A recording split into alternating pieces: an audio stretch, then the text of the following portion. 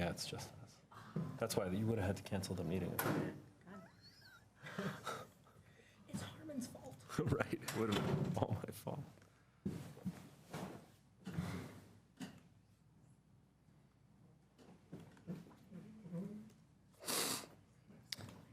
Okay, everybody, call to order the September 19th City of Boulder Planning Board meeting.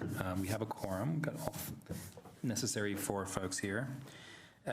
So we'll start off with the approval of minutes, and we've got one set from September 5th. Does anyone have any more modifications that were made over or online, or anybody want to make a motion?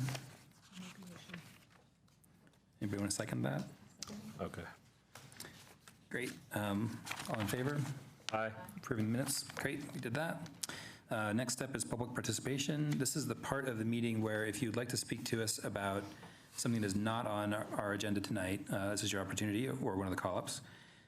So the thing that we have in front of us during the public hearing item is the community benefit policy. So if you want to talk to us about something that's not that, this is the time. We have one person signed up. If you want to sign up and you haven't signed up, you can sign up with the board secretary. So the way it works is you get to come up here. You have 3 minutes. The green light is go. Yellow light means you got 30 seconds left, and the red light means it's time to wrap it up. And you have to start off with your name and your address. So, Alex Black, you're up. Hi. Hi. My name's Alex Black. I live at 3850 Broadway here in Boulder. I'm a second-year law student at the university, and I wanted to talk to you guys about rental zoning and possibly urge you to reconsider the maximum occupancy limit currently in place. The limit right now is about 3 to 4, unrelated depending on the area you're in. And my main argument is essentially that that limit makes it almost prohibitively expensive to live here as a student, especially a grad student like myself, on a limited budget. While we normally have student loans that cover most of the cost of living, that cost of living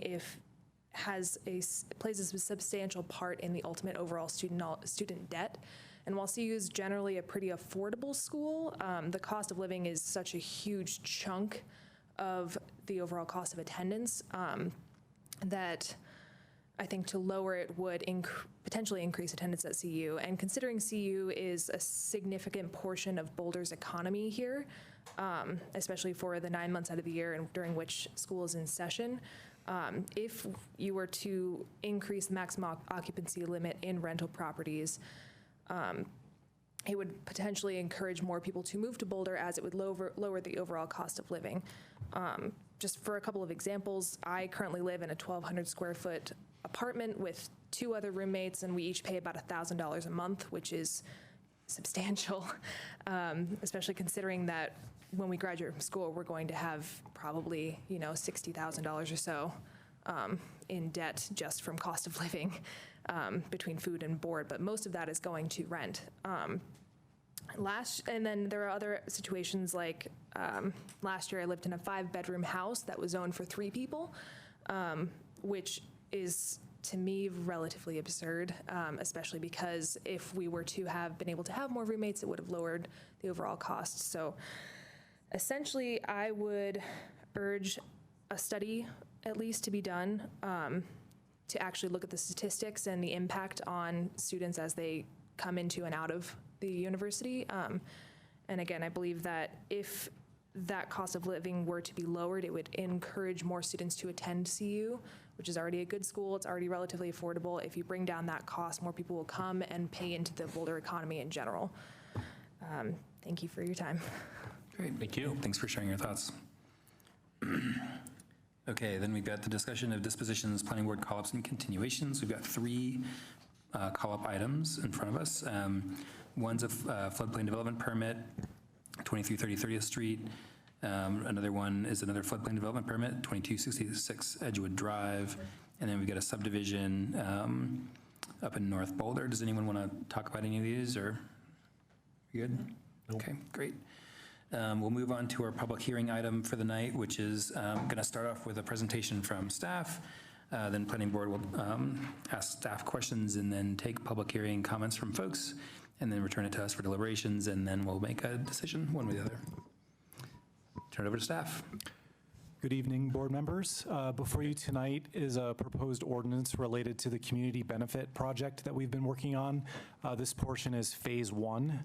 I thought I'd start with the project purpose statement, just to guide kind of what we've been working on. So it says in the memo, and according to our project management plan, consistent with newly adopted Boulder Valley Comprehensive Plan policies, which were adopted in 2017. Staff will update the land use code to create regulations and incentives for obtaining certain community benefits when considering height modification requests and/or additional floor area density requests and rezoning applications. So we've been working on that project and really focusing on the site review criteria where some changes would be made. That's one of the goals. The other goal has been to update the site review criteria to make it a process that's more predictable and better achieves good design. So that's a component that's also going to come through phase 2 as well. So focusing on tonight, the proposed ordinance would add new site review criteria to the code that would relate to requiring new permanently affordable housing requirements for height modifications for requests above 3 stories. And this would be done through either on-site requirements in lieu fees as well as linkage fees for commercial projects. We also wanted to get feedback from the board about the existing Appendix J, which is in the code, which specifies the locations, the mapped areas in the city where height modifications can be requested. We're not recommending changes to this mapped area, but we are including as part of the ordinance the removal of the sunset date, which is set right now for May 31st, 2020. So as this is an ordinance, it comes before you tonight so that planning board can make a recommendation to city council. So the key issue questions for planning board tonight are 2. So does planning board support new site review criteria that would require permanently affordable housing benefits in areas designated in Appendix J where a building exceeds the maximum height of the zoning district up to 55 feet? And secondly, does planning board agree with staff's recommendation to continue to limit the areas where height modifications can be sought as shown in Appendix J at this time? So I just wanted to go a little bit back in time to all the way back to the 70s. So height's been an important issue here in Boulder for decades. When there was a kind of a proliferation of taller buildings getting built in the city in the late 60s, early 70s, like Williams Village and a number of like buildings around town and like the senior building here on Arapahoe, there was concern that led to a citizen referendum that ultimately was voted upon and added a section to the code in the city charter actually to limit height to no taller than 55 feet. And we are not in any way recommending any changes to that limit here tonight. That limit still stays in place. Since that was passed in 1971, there has been review processes over time that have allowed applicants the ability to request height over the zoning district maximums up to 55 feet. And that's gone through on different types of reviews up to what we currently call site review. There's no specific criteria for community benefit currently in the site review criteria. Any kind of height modification that's come through the city in the past has generally just been assessed by whether it meets the site review criteria. So is the building's like height and proportion and massing and design compatible with the surrounding area? That's generally been the what's been evaluated. But given the number of buildings that went up after the Great Recession, leading up to 2015, there were a lot of concerns about height modifications and that the city should be getting some sort of, or the community should be getting some sort of benefit from these projects that add the extra floor area over the height limit. So based on those concerns, the city council in 2015 passed an interim development regulation that created Appendix J, which again is that mapped area that shows where height modifications can be considered. And limited it to those areas and did not apply community benefit requirements at that time, but just limited the areas. And then following that in 2017, there was actually some new policies that were added to the Boulder Valley Comprehensive Plan that were specific to this about enhanced community benefit, building height, and getting more affordability for increased intensity, and Phil's going to talk more about that tonight. It also started a process where planning board was involved, and some planning board members might actually recognize this matrix up here. We were brainstorming some things that could be community benefit.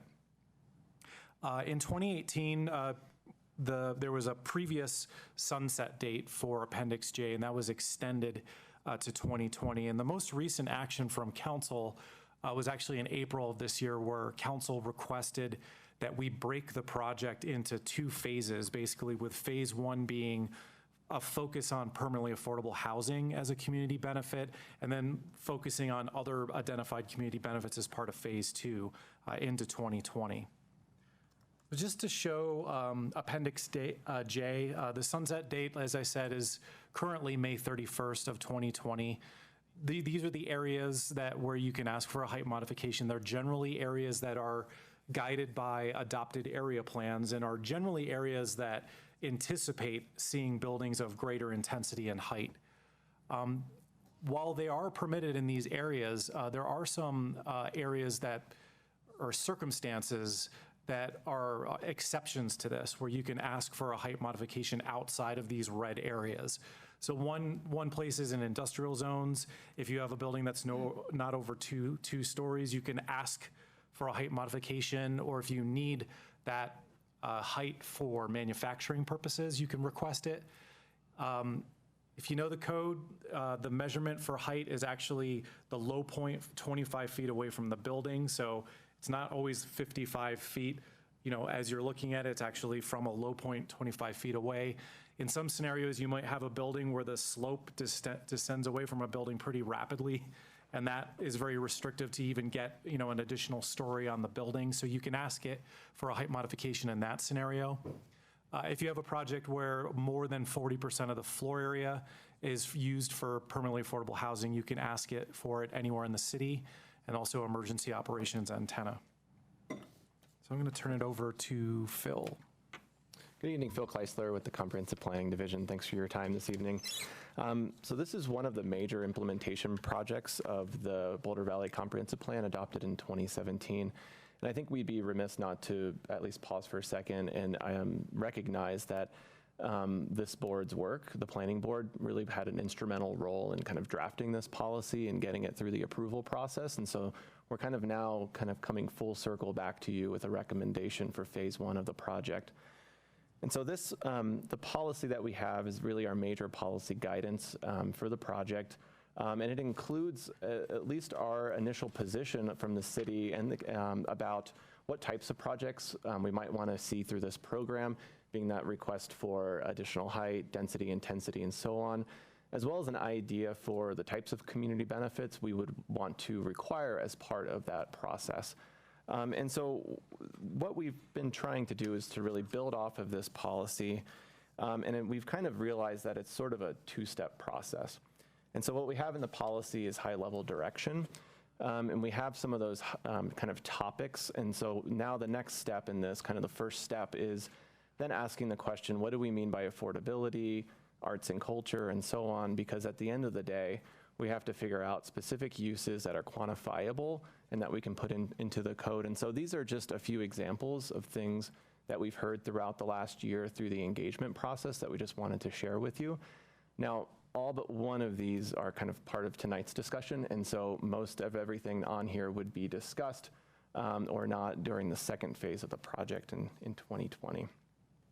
But really, once we have the definitions and the programmatic assumptions of these community benefits nailed down, then the question is how much of each of those community benefits should be required with those requests.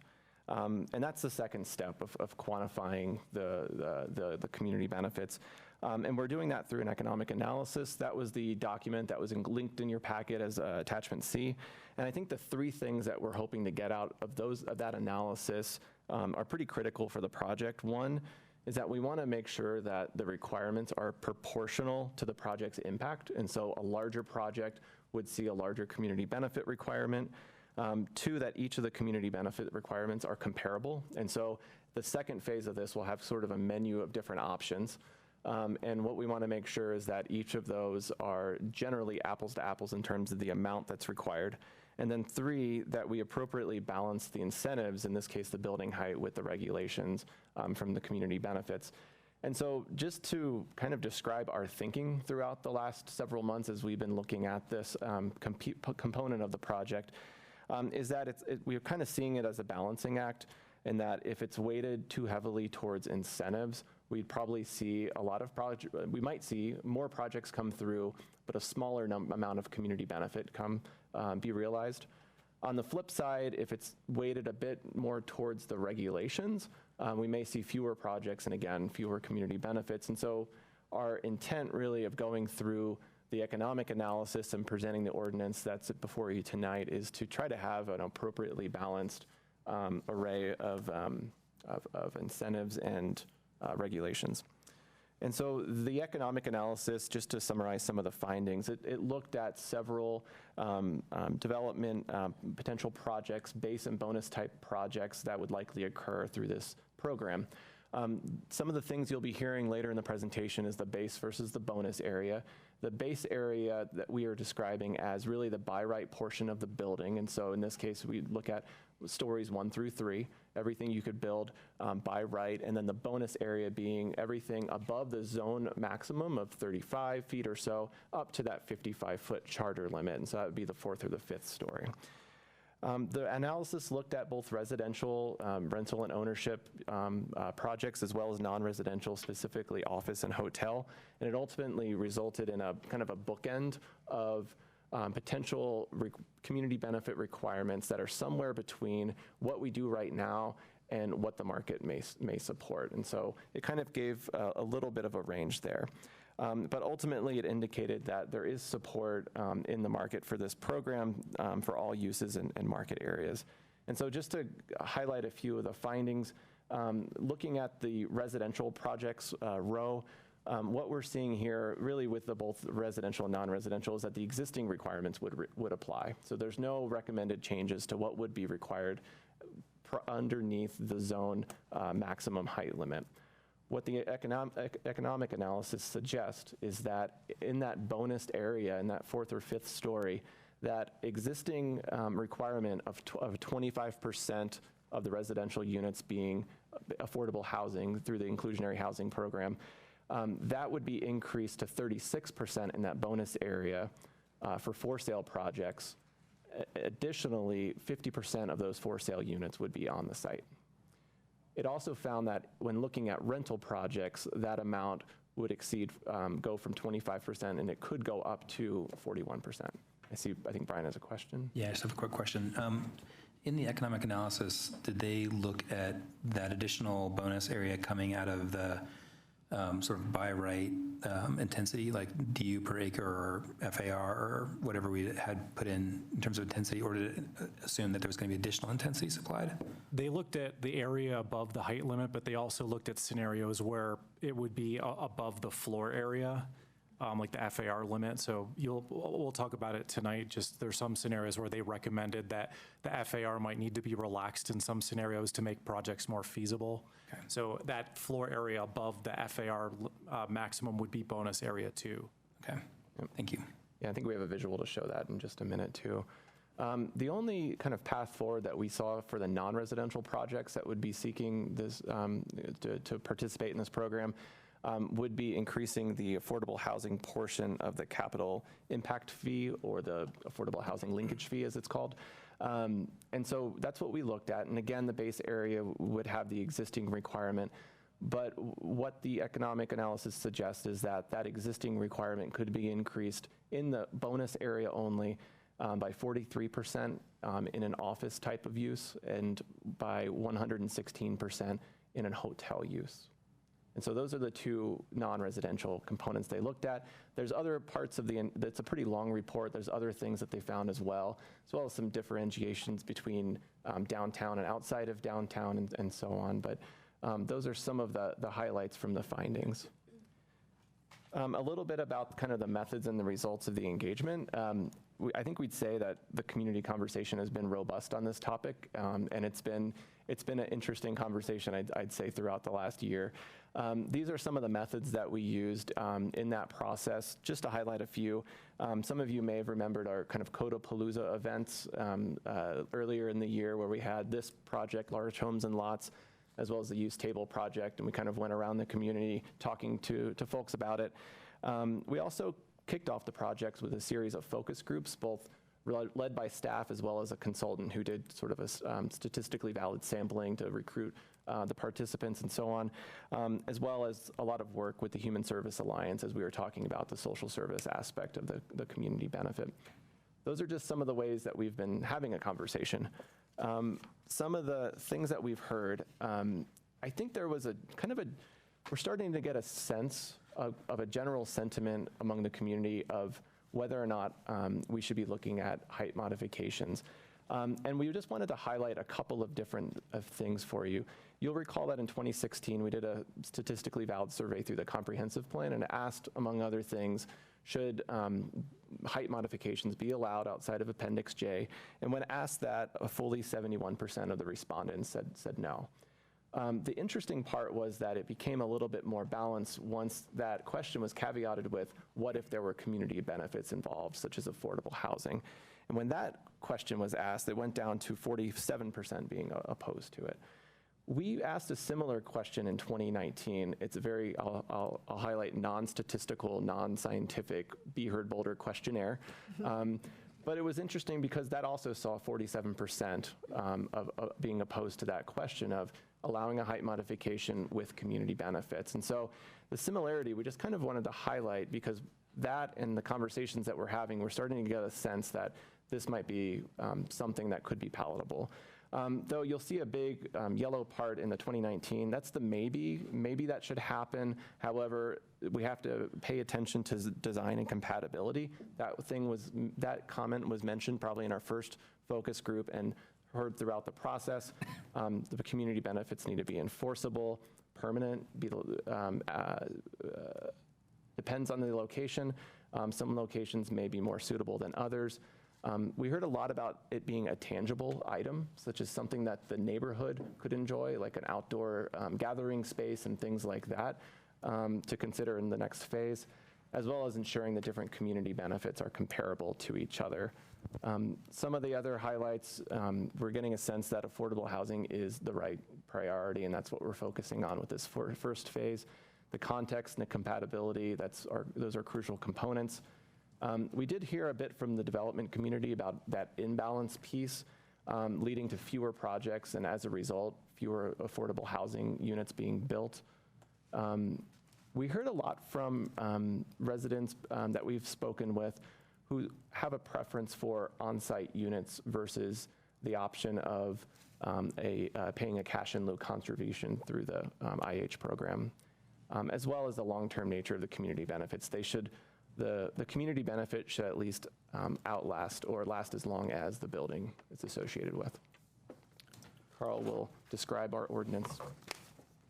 Thanks, Phil. So I'll get into the nuts and bolts of the proposed ordinance, which is found in Attachment A of your packet. So I'm going to cover the actual requirements for additional affordable housing, talk about the Appendix J map to get your feedback on that, and also conclude with two other additional community benefits that we've added to this package.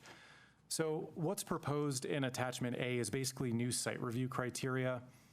In looking at this, basically as applied to height modifications, and what it would do if passed, it would basically reterm height modifications for new floor area on 4th and 5th stories as like a height bonus.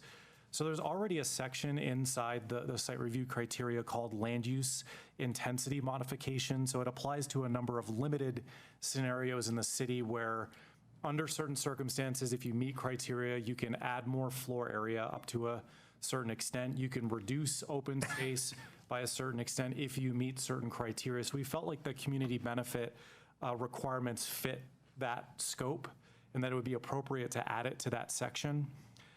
So what we've added to the code is based on the economic analysis recommendations. And part of that recommendation was that there might need to be some flexibility in a couple limited scenarios to make projects more feasible. And we've heard it from the development community, and we also heard it from KMA.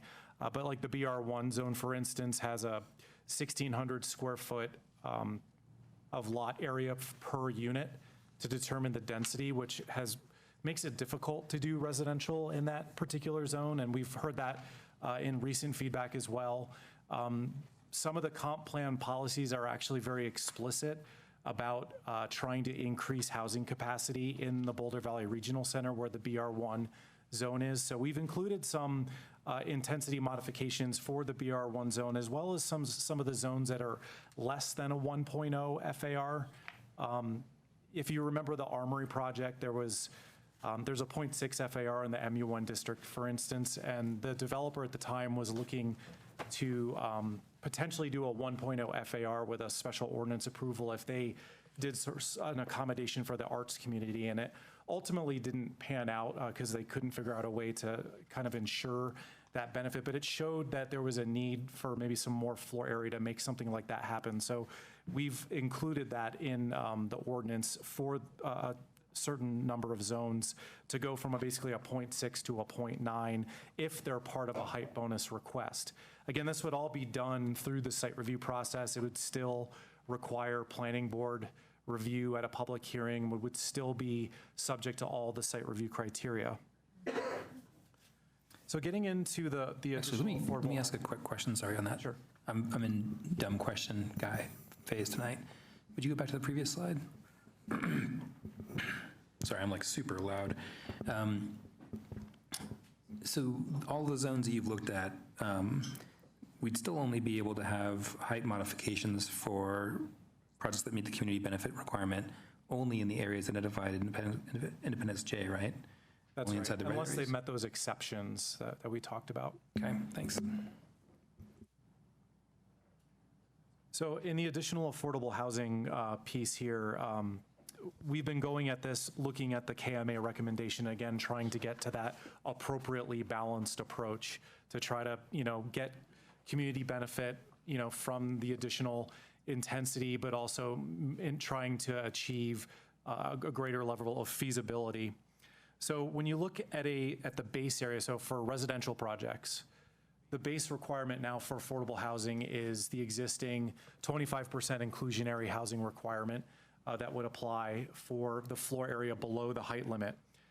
In the proposed ordinance, for the bonus area above the height limit, that 25% would increase to 36% for the bonus area. And also for sale projects, there's a requirement in there that 50% of all the affordable housing units be on the site. So today that is a standard in the code, but it can be fulfilled through in lieu fees. But for the bonus area, this would be a firm requirement that 50% would have to be on site, again, for sale projects. Any projects that are rental would do a cash in lieu. So non-residential projects, similarly, if you're doing, commercial, there's the existing impact fees, the commercial linkage fee that applies for the base area, which is a figure, and those figures I think kick in 2021. In this case, for the bonus floor area, it would be that requirement times 1.43 or 43% higher. So again, this is what the KMA report noted that this would be supported and would be feasible. So I know that when we're looking at base projects and bonus projects, we want to get an understanding of what the community would get in return. So our KMA did some analysis to help us out here. So if you look at a by right project, you would have 10 on-site units. If that were converted to cash in lieu, you have about 700,000 in cash in lieu in addition. When you look at a bonus project, in this case, there'd be 50% of the IH units would be on site. So you get 4 additional IH units and an additional 400,000, so a total of 1.1 million and 14 on-site units, just to do a comparison here. We have a couple examples here. We can let you look at this and come back to it. So this is a for sale example.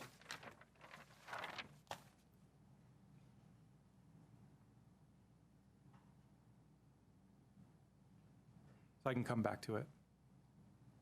So here's a rental example. So in order to fulfill the 25%, it would be done through cash in lieu. So there'd be 3 million cash in lieu for 90 units.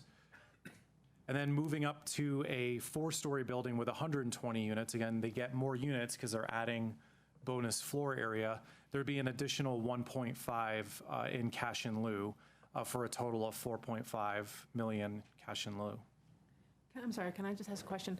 I'm just thinking about the conversation that we had, or that maybe City Council had, about the total number of units that you could fit into a 4-story building on the Alpine Balsam site, where if there weren't a county building on that quadrant. And it was a 4-story building, and they thought the maximum you could get in was 90 units. So I'm just curious how you got 90 units in this 3-story example. I think this comes from Kaiser Marston, so I think they're using some assumptions like a certain property size and a certain land, like floor area of the building, and then dividing by the unit sizes to determine the number of units. Yeah, and I think it's just kind of an example of if that happened. Different site area than Alpine Balsam. For the easy math, to look at the numbers. I mean, every site is different size, so you're going to get Got different. it, so, all right. It was intended just. And that's the clarification is, on the Alpine Balsam site, the reason for those specific numbers basically has to do with what will be the future parcel size of that parcel. So the building can only be so long and so wide on that specific Alpine Balsam example, so that's why there was a unit restriction. So I'm sorry, thank you very much, and we're KMA's prototypes typical for what we build in Boulder? Or are they just sort of, let's get some numbers that are easily divisible, 3 stories, 90 units? We gave them a lot of information in terms of actual projects that have been built over the last couple years. We actually broke down all the different zoning districts that are in Appendix J and the characteristics of each of those zones, all the FAR limits, looked at typical lot sizes and gave all that information to them. So and they also had discussions with local developers to kind of help shape their recommendations. Thanks, I appreciate that. So moving on to the commercial example. So again, for a commercial project, they would have to pay the commercial linkage fee, or what's also called in our code the capital facility impact tax. So for a 3-story building of that same square footage, again, this is all being comparable, they would have to pay 2.7 million in the linkage fee, and then with the bonus floor area, it'd be an additional 900,000 that they would have to pay, for a total of almost 4 million with the linkage fee. So just to be clear about bonus floor area, we want to make it really clear that this project, as proposed, is not changing the scope. Again, we're not changing the 55-foot height limit. And while this graphic shows 5 stories, 5 stories is relatively rare here in Boulder, just based on the low point being 25 feet away, and also the fact that developers want to have taller head heights for units, residential units and office spaces. It doesn't happen too often. It's possible, but it's fairly rare. So the way the code reads is that any floor area that's partially or wholly above 3 stories, so 4 and 5 stories, is considered the height bonus area. But getting back to Brian's question, it also includes any floor area if the FAR from going from 0.6 to 0.9, any floor area that goes above that, or for the density, the dwelling units per acre in BR1, any floor area that you would get as a bonus of that would be considered bonus floor area. So it's not double counted. It's just you take the highest number of that floor area to determine the bonus area. We also heard from the development community about trying to encourage more pitched roof buildings in the city. So we felt that, if there was a situation where we wanted to encourage someone to do a gable roof, but not do a 4 or 5 story building, that there be some flexibility added into the code. So we're proposing that there be an exemption added to the code that would actually apply citywide, that if someone were to propose a 212 pitch minimum, up to 10 feet above the zoning district maximum, they could do a 3-story pitched roof building. So this is something we kind of heard as a recurring comment. We wanted to add that in there. So getting to the Appendix J map discussion, staff wanted to get feedback from Planning Board and a recommendation to Council about Appendix J, which is set to expire on May 31st, 2020. Staff raised this question with City Council at a study session last year, September of 2018, about whether there should be some changes to Appendix J or whether Appendix J should be lifted. The sentiments we heard back from Council was that it should not be repealed until the end of the project, or at least until some results of the project were evaluated to understand if it's effective or not. Also, in implementation, staff has found that Appendix J has been helpful, at least as far as targeting, height modifications into areas where additional height is anticipated. So for these reasons, staff is recommending that we keep the current Appendix J map in place, at least until the end of Phase 2, where we'll probably raise the question again when we have a larger list of community benefits, and we might make some recommendations for some changes to it. But the option is always there to potentially remove Appendix J. So we should point out, the board could also even point out a different sunset date in its recommendation. So we did some recent outreach with the Chamber of Commerce, and I will point out that this was probably their biggest point of concern related to the community benefit project, that the expectation has been that, this has been in place for 4 years now, and that when community benefits was put into the code, that the expectation was that this would have been removed. So I think there's some in the community that wanted to express some opposition to keeping this interim regulation. So through the course of this particular phase, we were looking at the commercial linkage fee, and we noticed that nursing homes and assisted living have a specific use category in the commercial linkage fee, and we felt that it wouldn't make sense into the theme of the project to require that nursing homes and assisted living pay more for the 3rd and 4th story, because this is a clear community benefit based on the growing senior population in the city. So we're actually have included nursing homes and assisted living facilities if 100% of the floor area is used for that purpose, where they could ask for a height modification through this program. We also included an alternative community benefit piece. Some other communities that we looked at through our case studies had the ability to, where someone could propose something that serves the city clearly through some sort of purpose, either adding, a new fire station, a police facility, or a library, or any kind of clearly community function type use could be considered through this. But it would be the discretion of the planning board and potentially council if this would be a community benefit warranting the allowable additional floor area. So, Carl, so this one, this is meant to survive Phase 2, even though Phase 2 would be actually creating another set of categories of community benefit. This is something that's really meant to be discretionary, and it's going to live. It's possible that we might dig into this deeper and might get a little bit more specific about what would count as this. We left it kind of open-ended just to have that. If some sort of special project came up where somebody approached the city and it made a lot of sense, where they could help provide a library or a fire station where needed, that we didn't want to close the door to that. Okay. In the interim, this could also help if something's identified in a sub-community plan or an area plan that we want to discuss in that process that would allow that. So this is Phase 1, right? Mm-hmm. Yeah. So at this point, we find that what's proposed in Attachment A would meet the purpose of the project that I read to you. We feel that it would be consistent with the comp plan policies that Phil went over. So we're recommending to Planning Board that Planning Board's recommendation, if you were to agree with us, would be to recommend approval of this to City Council. if the board was inclined to do so. This is the motion language, so we can come back to this after the deliberation.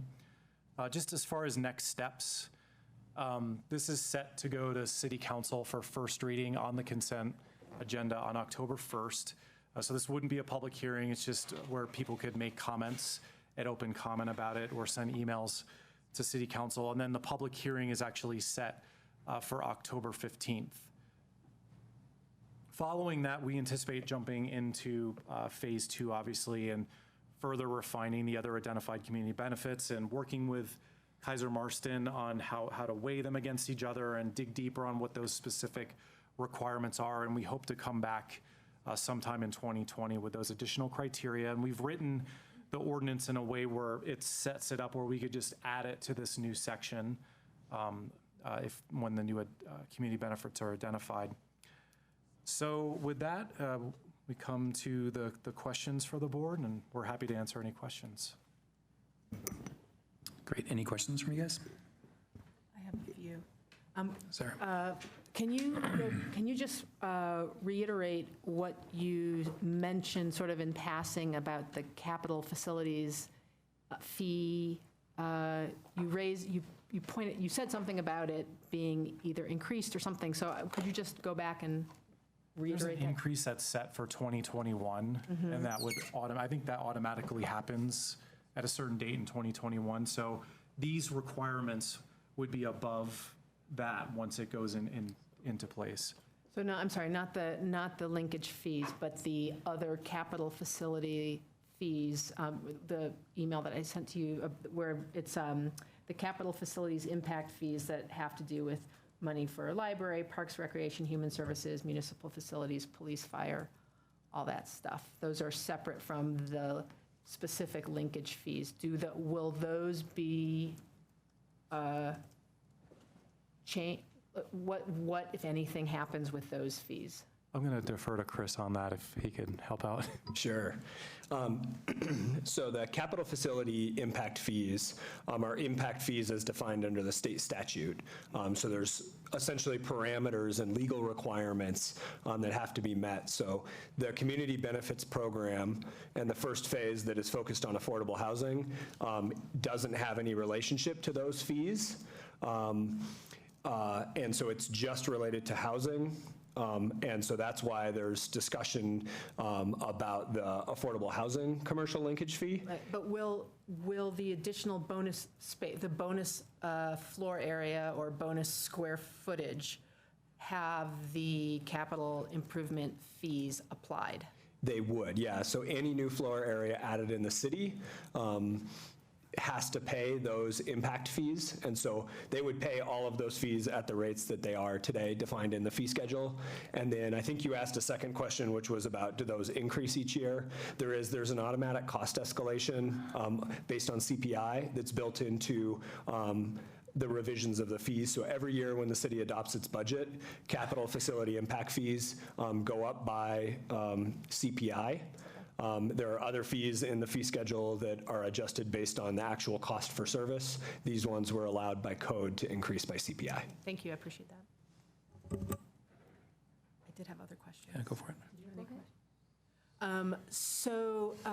Did Kaiser Marston's analysis proactively factor in the opportunity zone economic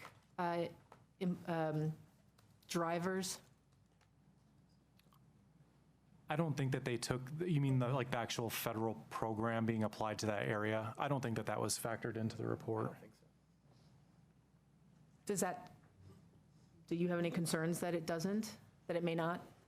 Not necessarily, because I mean, at this point, based on how the ordinance is crafted, most of the opportunity zone isn't even included in Appendix J. Well, some of it is. The mall area is, but. Right, yeah, and Boulder Junction, and to be clear on that too, is that Boulder Junction is under the form-based code, so these requirements would not apply to that area. I do have a few more questions, but I don't want to. Yeah, as long as they're germane to make. They are germane. So I was, I think they're germane. So we have this concern in the Boulder Valley Comp Plan about jobs housing balance, and I also looked at the underlying zoning districts in the Appendix J areas and noticed that a lot of them are business-related, business commercial, business Main Street, business transitional, and we now have these changes proposed as part of the use table review. So I'm curious if you can talk about or share with us the overlap, the implications of this on top of the use table review changes. No, that's a good question. We did think about that, and we did talk to Kaiser Martin about it. They did not take restrictions on office into consideration in their report, just because we don't really know what those restrictions are going to be yet. We're still kind of in process. If there's a certain restriction on office, it could impact the feasibility of a project. It may not be as attractive to a developer to do a project like this if there's a cap on office, so that might impact some of the findings from KMA, but it really depends on where council lands. We're in the process of trying to work with the development community on a less restrictive limitation on office. Previously, when we talked to the board, we had proposed the 25% per building, which really renders most office buildings in the business zones non-conforming.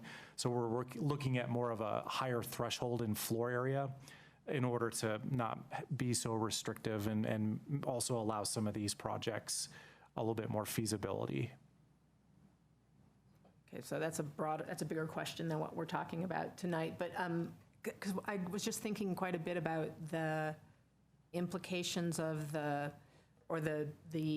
inclusionary housing fee increase and the linkage fee, and trying to think about what would happen in based on the use table proposals, whether or not we'd actually get any additional, what actually would be the implications from a revenue stream for the city, just because the limitations are quite specific, and like the L17 about it has to be 25, could go up to 50, but only if all the rest is affordable housing, permanently affordable housing. I just sort of wonder if you've. I mean, I think those two regulations could work together. I mean, we're just talking about a scenario where somebody decides to design a building that goes over the height limit. Some of those projects might be a 3-story building, and some of them could be a 4-story building, and both the regulations would apply. Okay. Those are my questions for now. Thank you. Rita, Harmon? Good, thanks. I have one. Do you guys have a summary of, excuse me, places where we're including intensity or anything that's not height in different zone districts? Is there a summary slide, or can you identify that? No, we don't have that. Okay. But there are some zones where there's incremental increases to intensity. Okay. Sorry, I didn't do a good enough analysis on my own to have that either, so. I mean, I don't know if you want me to point it out on here, so, oops. Yeah, that'd be great. Obviously, the BR zone is right here. So BR would get an intensity in bonus as well? I mean, BR right now, the way it's structured is you can build up, the base FAR is like 2.0. It's the most intense zoning district in terms of FAR. Well, downtown is actually the more intense, but with BR, you can actually ask for up to 4.0. It almost never happens. There's a whole list of criteria. Usually what we see at the most, based on all the other zoning regulations that apply to a project, you might see 2.2 at most. You can't fit more, yeah. Yeah, so there's no change, because it has a high FAR to that extent, there's no proposed changes to that. But what we've heard is that there's a dwelling units per acre limitation in BR and some other zones that make it difficult to make something pencil out. And what we've heard too is that that 1,600 square feet per unit actually encourages larger sized units. So what we're proposing is, in order to increase housing capacity in the Boulder Valley Regional Center, which is one of the policies for that area, there's a relaxation proposed here that would allow for up to a 50% increase in the amount of dwelling units per acre in that zone as part of a height bonus. Okay. Again, it's not automatic. It's based on, planning board review of a height, modification. The other zones that we had on there were BMS zones, where not on the hill, because the hill can go over 1.0, but the other BMS zones are a 0.67. So like West Pearl, parts of North Boulder, parts of along 30th could, if this passes, could go up to 0.9. MU1 is up where the Armory site is. That has a 0.6 FAR. And then there's a couple industrial zones, like IMS and IS, that have like a 0.4 and 0.5 FAR where that could be increased. And that's mostly in East Boulder. Did you look at the DT1 zone, I think, which is 1.0 FAR, if I remember right? Going way out on a limb with memory here, but I think DT1's 1.0 FAR, and when you're doing zero lot line projects, that means it's a one-story building in our downtown zone? In talking to Kaiser Marston, I think they felt like projects that were in that 1.0 to like 1.5 range were relatively feasible and could do these types of projects without any kind of relaxation of the standards. That's, okay, I'll save that for comments. Chairing myself a little bit there. Anyone else have questions for staff? No, we're good? Okay, do we have anybody signed up? We'll move into the public participation part of the meeting tonight. Okay, so we got 4 folks signed up. The first person's pooling. I need to see the other folks who are pooling with Lisa Spalding. So we got Tomozo Yano. Great, thanks. So Lisa, you're up, then Andrew Rose, then Donna, your last name is different than I remember, Gavij, and George. Okay, gosh, that's not my fault. They got to write better than that. You've been writing that name your whole life. Okay, and Karen Hallwig after that, sorry. Lisa Spalding, 1135 J Street. Staff crafted the proposal before you with the best of intentions. It helps to alleviate any disappointment remaining after the Pearl West developers reneged on a promise of community benefit in exchange for a height modification. It was a stretch to understand how a commercial movie theater paying rent and charging patrons could be considered a community benefit to begin with, but limiting future community benefit to affordable housing deals directly with that issue. And making community benefit mandatory solves the problem of unmet promises. However, this proposal does not allay the public anger that continues to this day over the obstruction by Pearl West of the Flatirons views, formerly a feature of the west end of Pearl Street. The proposed changes to the land use code are consistent with the Boulder Valley Comprehensive Plan, but an important element has been left out. The plan states that, quote, the city will review and update site review regulations to provide clear guidance on height and intensity of land uses and to address the relationship of building height to aesthetics and view protection, end quote. This is a precondition that balances the plan's recommendation that the city consider additional height, quote, as an incentive in exchange for community benefits, such as the provision of permanently affordable housing, end quote. Without that precondition, we would be selling height modifications to finance affordable housing. That is not the intent of the community benefit program, but it could easily become the way it is used. The KMA report points out that developers perceive the site review process as an increased risk to height bonus projects and suggests that the community benefits program may reduce the perceived risk. I don't believe the community benefits program was designed to encourage developers to ask for fourth and fifth floors, but rather to ensure that if, given exceptional circumstances, a height modification is approved, the community benefits along with the developer. The only mechanism that prevents the proposed program from becoming a height for sale scheme is the reassessment and updating of the site review regulations. And I don't believe enough attention was paid to the relationship of building heights to aesthetics and view protection when the proposed changes were written. This is undoubtedly a result of the huge amount of work entailed in designing the community benefit program. However, a review of City Council's original intention when it introduced height limitations explains why this issue is so important.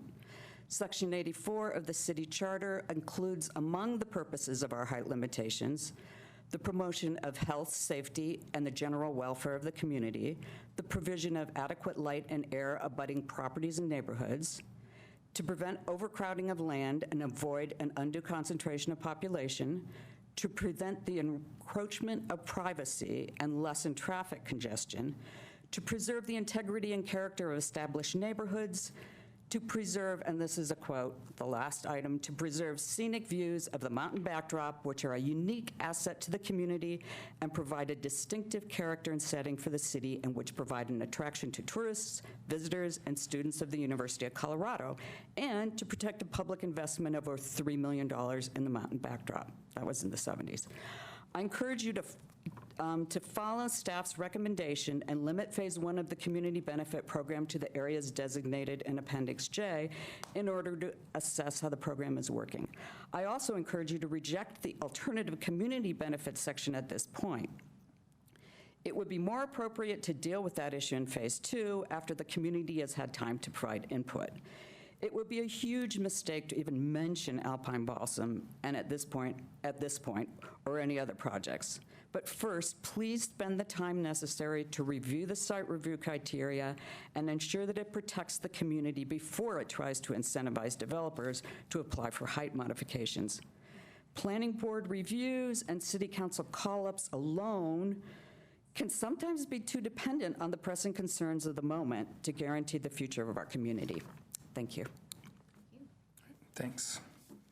So next up is Andrew Rose, then Donna George, and Karen Hallwig. Hello, Andrew Rose. I live on 4 Mile at 1177. I appreciate the effort that's gone into this difficult project. I have no opinion about Appendix J. I find it rare to have an opportunity to speak on this topic, and it means something to me, so I thought I'd just make a few comments today. So I've operated affordable psychotherapy clinic here in Boulder for 10 years. So we founded Boulder Emotional Wellness in 2009. We offer individual therapy for $35 and couple therapy for $60, and we operate with staff, which is primarily interns from Naropa University.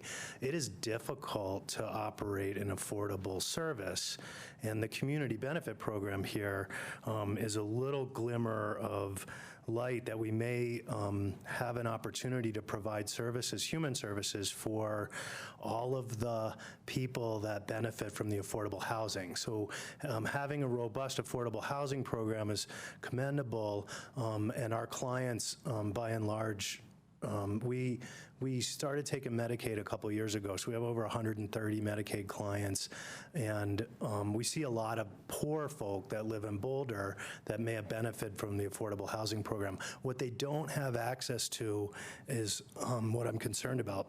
Not just psychotherapy. I mean, it'd be nice if we could get lower rent, but specifically after-school programs, places to put kids when they're sick, and daycare. So InReach shut down, Boulder Infant Psychotherapy, the BIPR program shut down, the YWCA Children's Alley. So we've had a loss of services for the people that occupy the housing that we're working really hard to provide them. So I want to speak to the community objectives for enhanced community benefit. List, priorities that some have an impact on the poor and some don't. So affordable commercial spaces for the arts, community gathering spaces, public art, lands for parks, open space, environmental protections, restoration, open spaces. And then finally, we get to identified social needs and services. So having human services get some sort of priority in what looks to be a pretty limited opportunity here. So that said, I would like to speak against the inclusion of the alternative community benefit as described here, because the human services providers would be competing with the city for these spaces, fire, library. And then finally, this comment that publicly accessible open space and rooftop decks. Okay, so I think you guys. You can finish your sentence if you'd like. Yeah, just that's nice for everybody, and I think that community benefit could be focused on providing the services for all these people that live here and benefit from affordable housing, but they don't have spare income to, all of our services are getting pushed out to the L towns, Louisville, Lyons, Lafayette, and Longmont, because we can't afford the rent. So if there is, the 75% of market rate or what the proposal is, that would make it possible for people to operate businesses that don't make a lot of money because we charge affordable rates. Okay, thanks. Thanks very much. So next up is Donna George and then Karen Hallwig. And if you haven't signed up and you want to speak, you know what to do and when to do it. Hello, my name is Donna George. I live at 4661 Tully Hill Court. Why were the height limits put in place, and why do we have the blue line? To protect the beautiful views and character of Boulder. Chipping away on these regulations under the auspice of community benefit is opening up the floodgates for changing the very things that make Boulder unique and desirable to live in. Also, in Appendix J, the largest exempt area from height restrictions is in Gun Barrel. No other sub-community has their whole commercial retail area in Appendix J. The views in Gun Barrel are just as important as views in other sub-communities. Gun Barrel is not going to be the release valve for the City of Boulder's growth issues that they brought onto themselves. Are we trying to turn Boulder into Palo Alto or San Francisco? We need to keep Boulder's rural, mountain community charm. If affordable housing is to be used as a priority for height exemptions, at least make sure the units have to be built on site, especially including rental units. And no cash in lieu, and only for private developers, not the housing authorities. Housing authorities already will meet the 40% requirement, and this will just give them leeway to go higher in areas where the height should not be. Don't forget Palo Park. Before passing this policy, ask yourselves, is it working for the citizens of Boulder? Because it looks much more like it is working for the developers, giving them more density and height in their developments, and transferring the affordable housing to other areas of town that are not appropriate for the density and height that will be allowed under these policies. Thank you. Thanks, Donna. Sorry about your name. Karen Hallwig.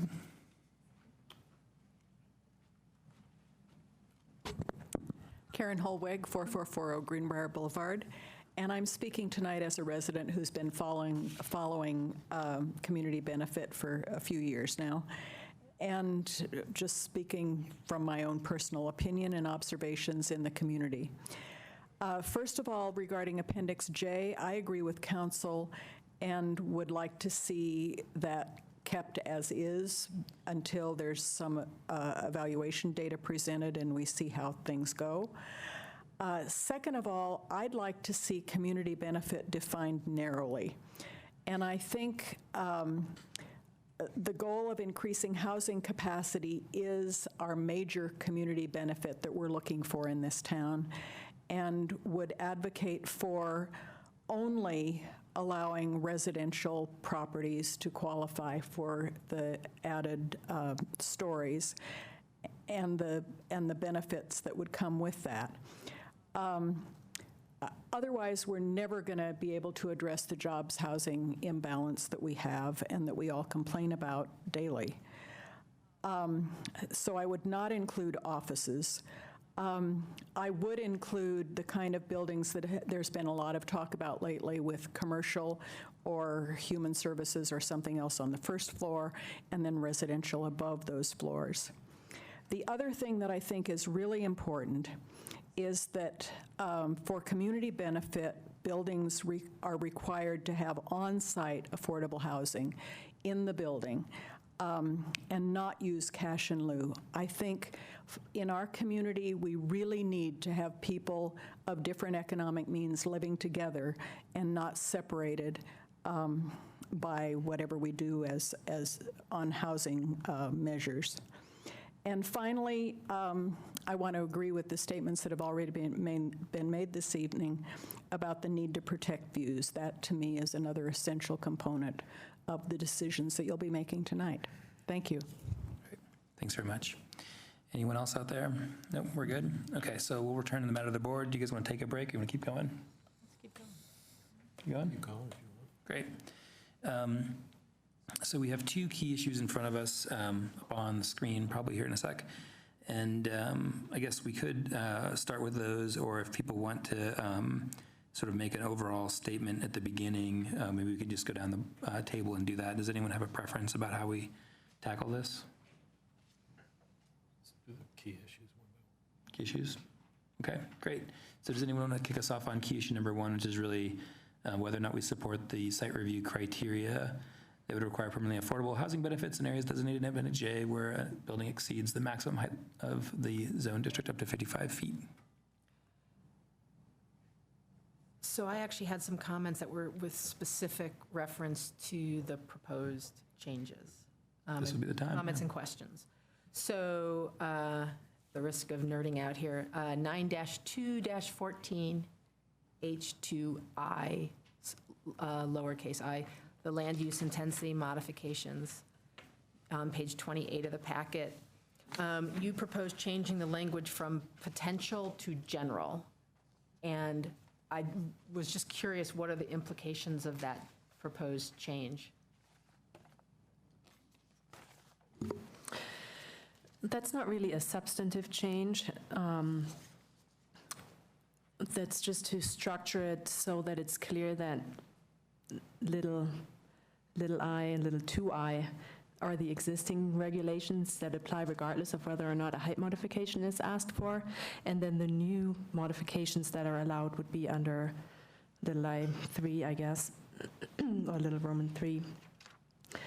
And I just wanted to distinguish them, and 1 and 2 kind of go together, and it was drafted originally to say, in the following circumstances, you can get an intensity modification, and then 2 sets out standards for that. 3 didn't quite fit into that.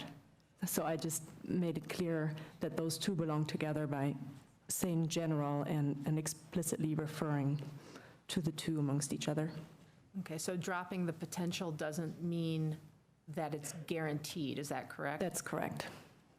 Okay.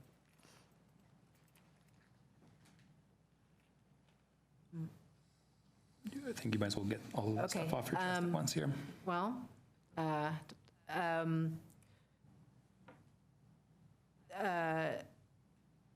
so the alternative community benefit, I really struggled with this idea, in part because it seems to violate or to be oppositional to Phase 1's focus on permanently affordable housing.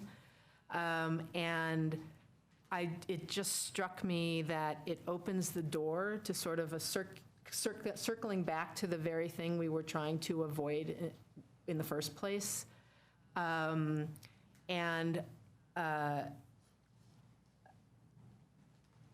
I think I would suggest either we remove it or we develop extremely specific language rather than still leaving it up to I can't remember the term we used, the authorizing authority, I think was the term, and I don't know if that's the city manager or planning board or city council, but, or staff.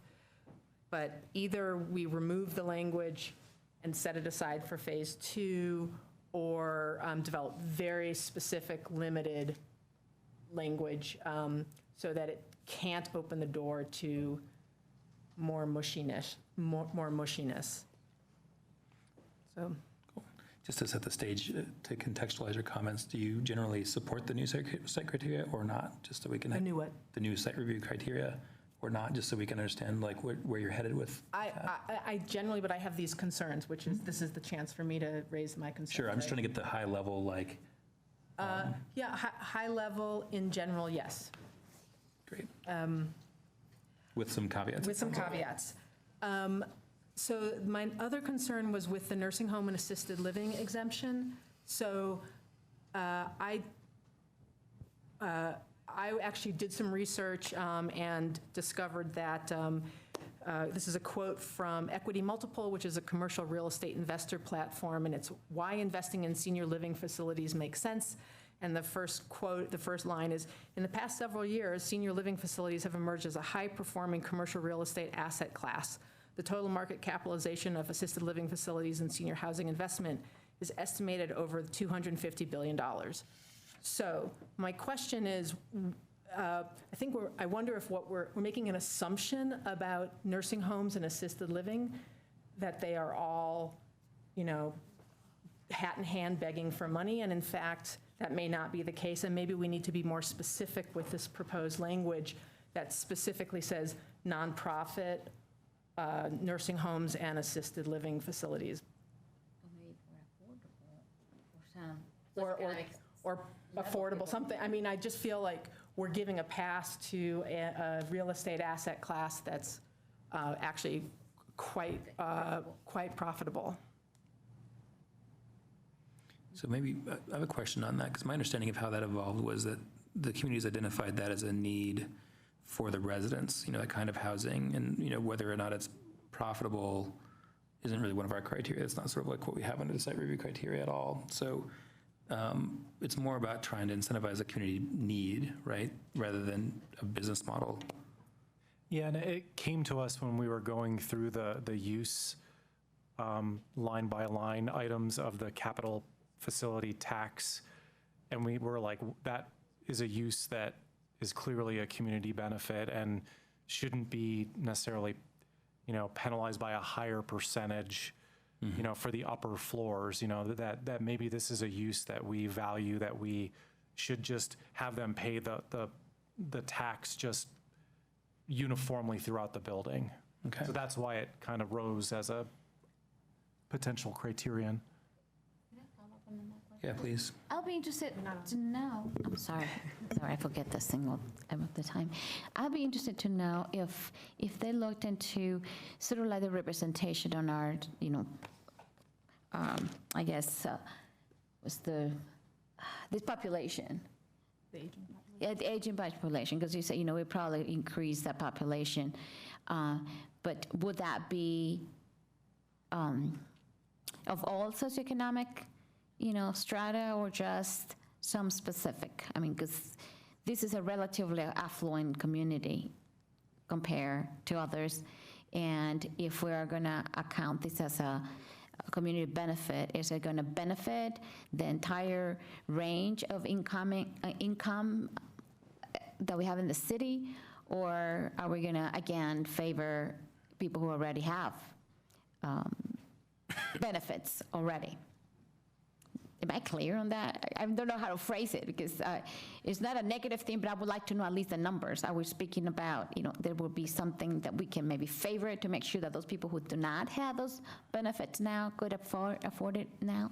I mean, I think we'd have to do that analysis and maybe work with the Human Services Alliance on kind of data that they might have regarding the need and who it serves.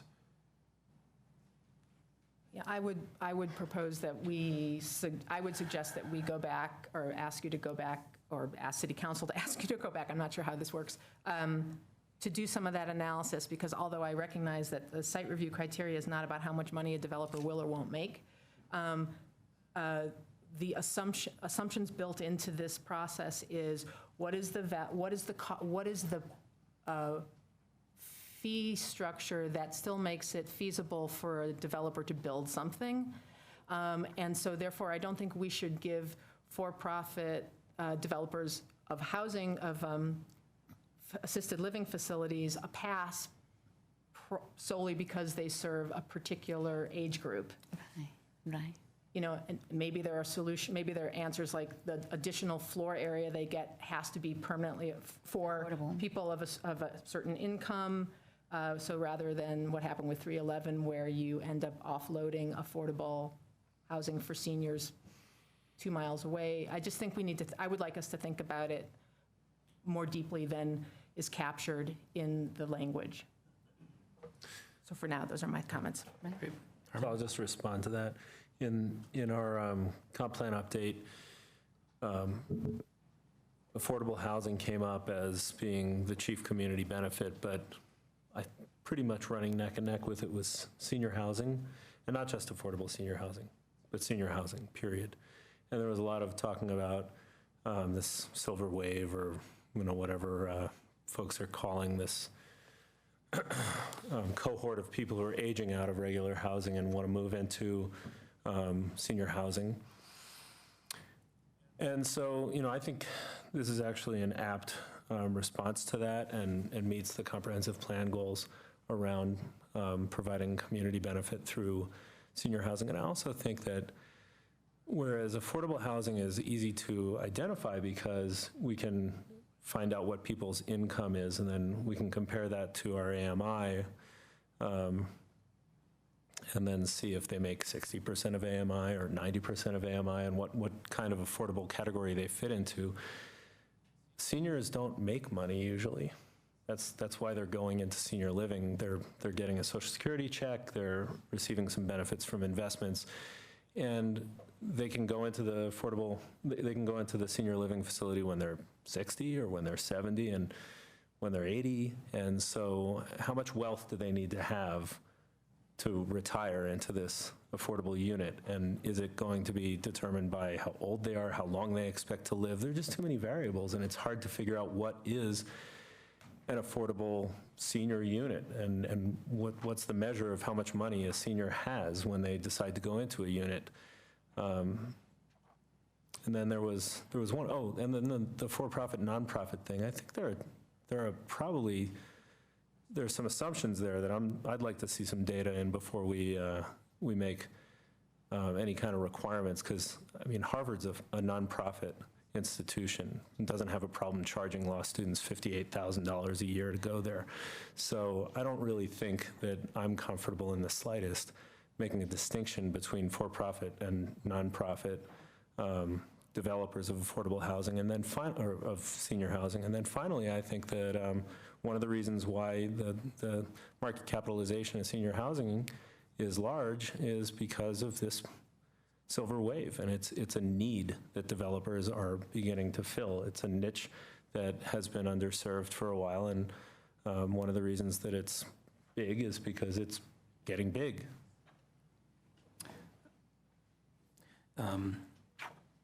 Yeah, I agree with pretty much all of that personally, but do you want to comment on overall, or Lupita, who wants to go next, on the overall site review criteria?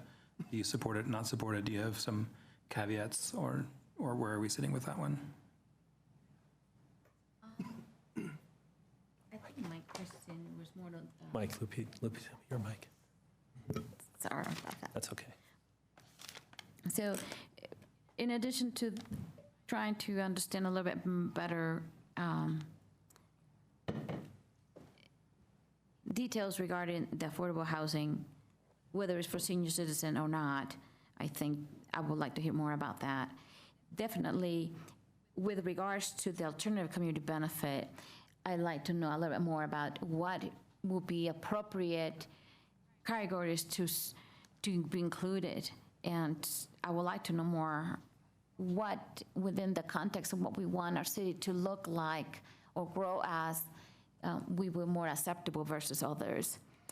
So somebody brought up the whole idea that maybe we can either postpone it or remove this particular piece, or maybe move towards a more strict definition of what these alternative community benefits will be acceptable.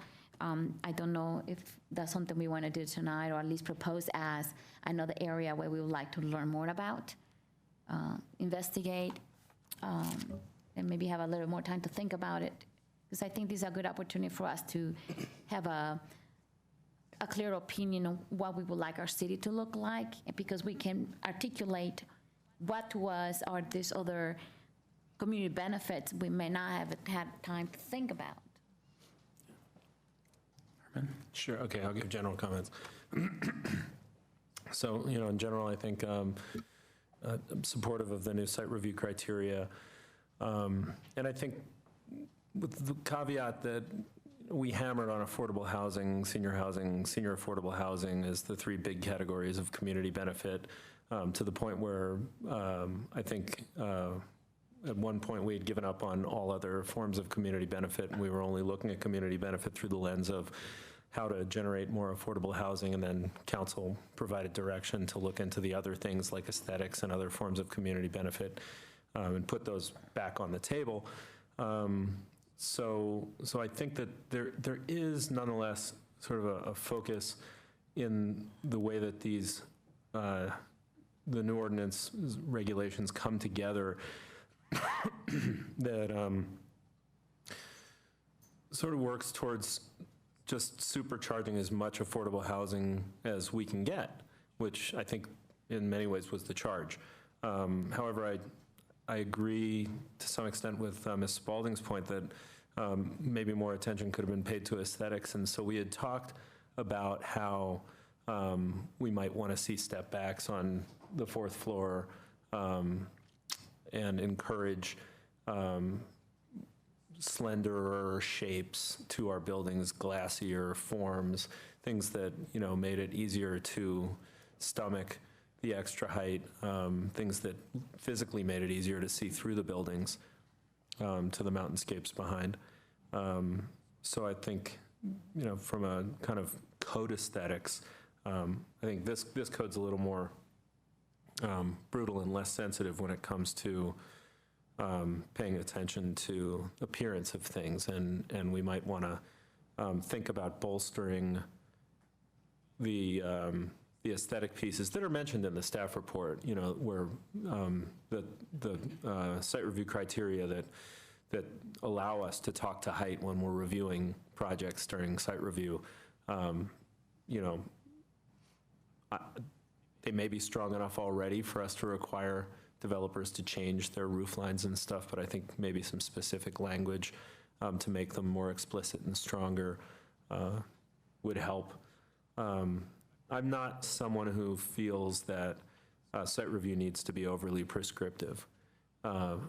So I'm not saying go crazy with it, because I think it is a discretionary procedure, and that's the way it's meant to be, and that's why I'm fine with the alternative community benefit paragraph, because if some developer came in who had, a magnificent idea for, I want to put a new bus station for the city of Boulder because the old one's kind of gross, and I'm going to build a great new bus station for you guys, but just give me 5 stories. I think we'd have no way to accommodate that request if we didn't have something like the alternative community benefit paragraph, so I'm good with that. And then for my one little nerd out piece, 9214 site review in the purpose, it just says, it speaks to height, density, and floor area, and I think for a general purpose statement, you might just want to say height, density, and intensity, because floor area is just a piece of intensity. It's not all of intensity, and when we start talking about 1,600 square feet of open space per unit, that's an intensity standard, and we want to be able to modify that too, and so I would just change floor area to intensity. Can I add some, I just want to follow up on something you said.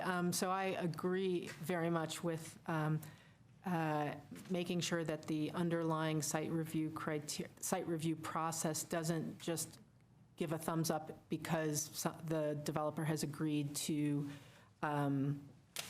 to the additional inclusionary housing or linkage fees. And maybe the way to address the alternative community benefit question is for the city to articulate specific new facilities it knows it needs. If it, that would be, this is a list of new facilities we know we need. And if you as a developer are willing to build one of these facilities on your site, we will give you the additional height. And that way, it really is city, it's everyone, it's transparent, we know what the list is, the city staff has developed it, and developers don't, it's not the developer who comes up with the idea, but the city. And that might be one way to address that. I have a question for staff on that, because I feel like there's a kind of a bright line between what the city builds for itself, like a fire station or a rec center, and the things that the residents need and the community's research that the residents need, like senior housing or affordable housing. Is that kind of what you were about to say? Yeah, if we look at that section, the alternative community benefit section in the code, the proposed code, maybe the first thing to mention is this construct actually already exists in the city code. It's in Title III, which is the development excise tax section. So new developments in the city pay a development excise tax, and they pay a capital facility impact fee. We used to use excise taxes for other uses. It's just down to transportation now. But if you came to the city and as a part of your development, you had to pay $1 million in development excise tax, and I'm making up a number here, but instead you say, you know what, instead we'd like to just build the bridge for you, city. How about that? And then that bridge is worth $2 million.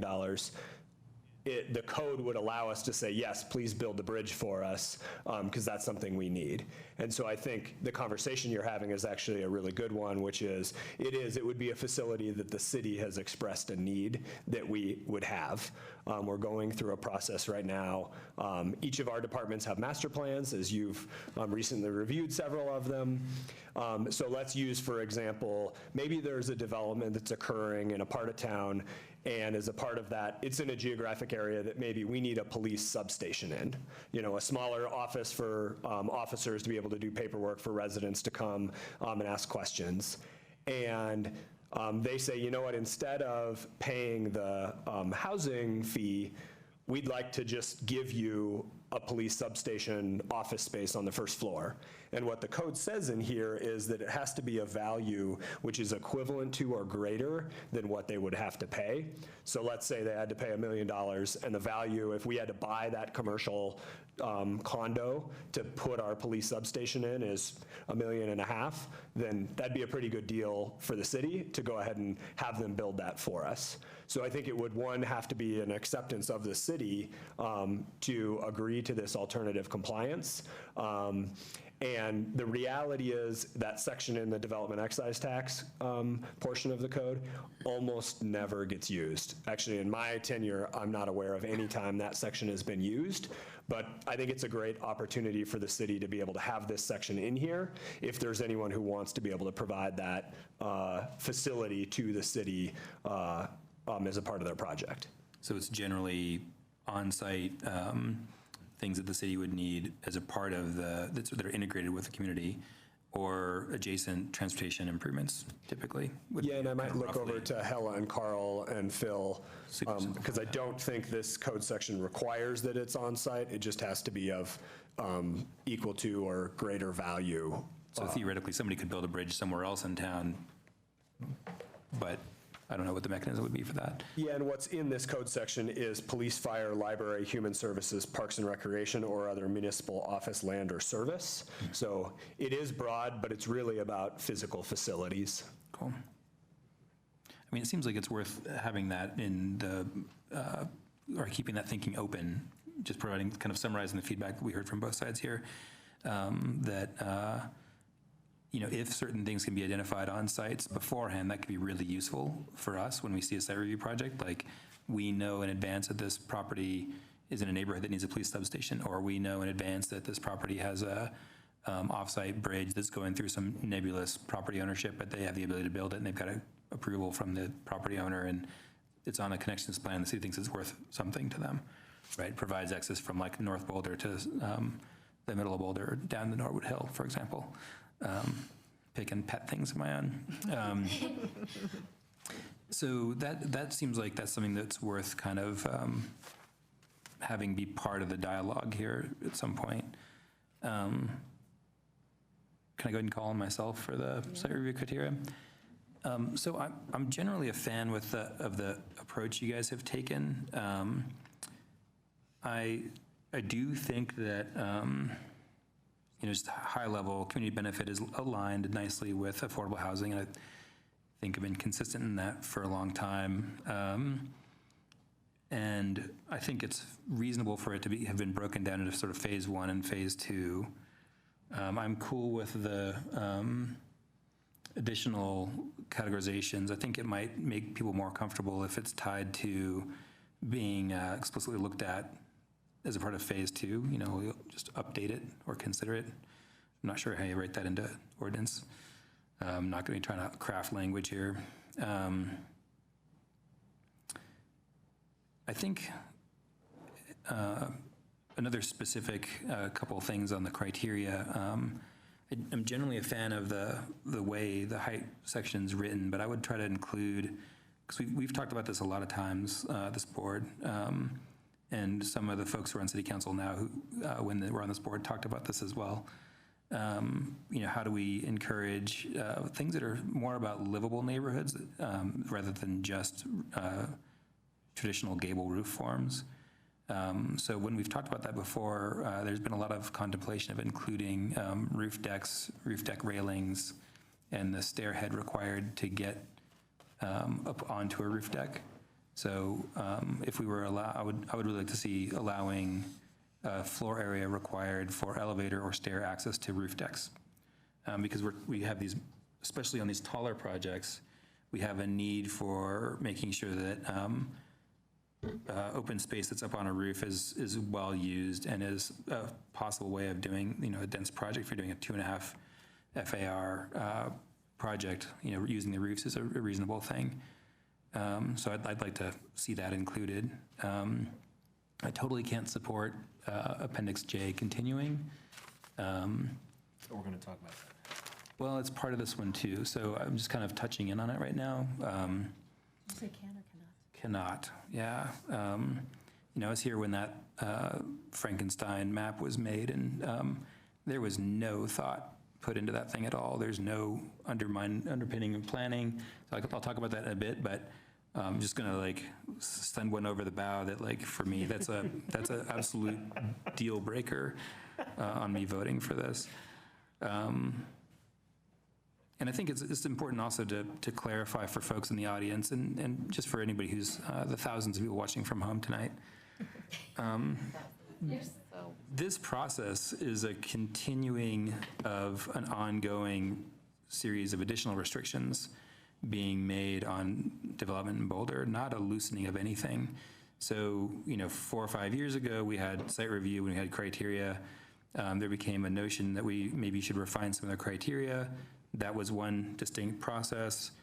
There was another distinct process that had been talked about, which was community benefit. Could we tie, how do we try to get site review to allow us as a board to encourage through the criteria, which we need to have criteria to encourage stuff, things that we want to see in the community, whatever those things might be, whether it's affordable housing or art or whatever, and to use it as an official way of considering projects. Because for example, Pearl West, we did not consider the basement theaters as a part of the height modification because we don't have a criteria to do that. So that's just not something that happened. People were disappointed. We thought they would be there and they aren't there, but it wasn't a criteria that we used to make the decision. And so then there was a moratorium on height modifications everywhere. And then as a way of trying to resolve this moratorium question, all of those things were bundled together in sort of one chain of thought.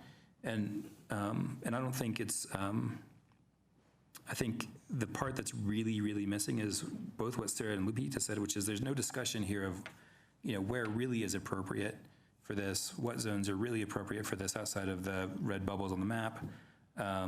So I guess I'm going to talk about this now because apparently I can't stop myself. But keep going. I'm just going to keep going.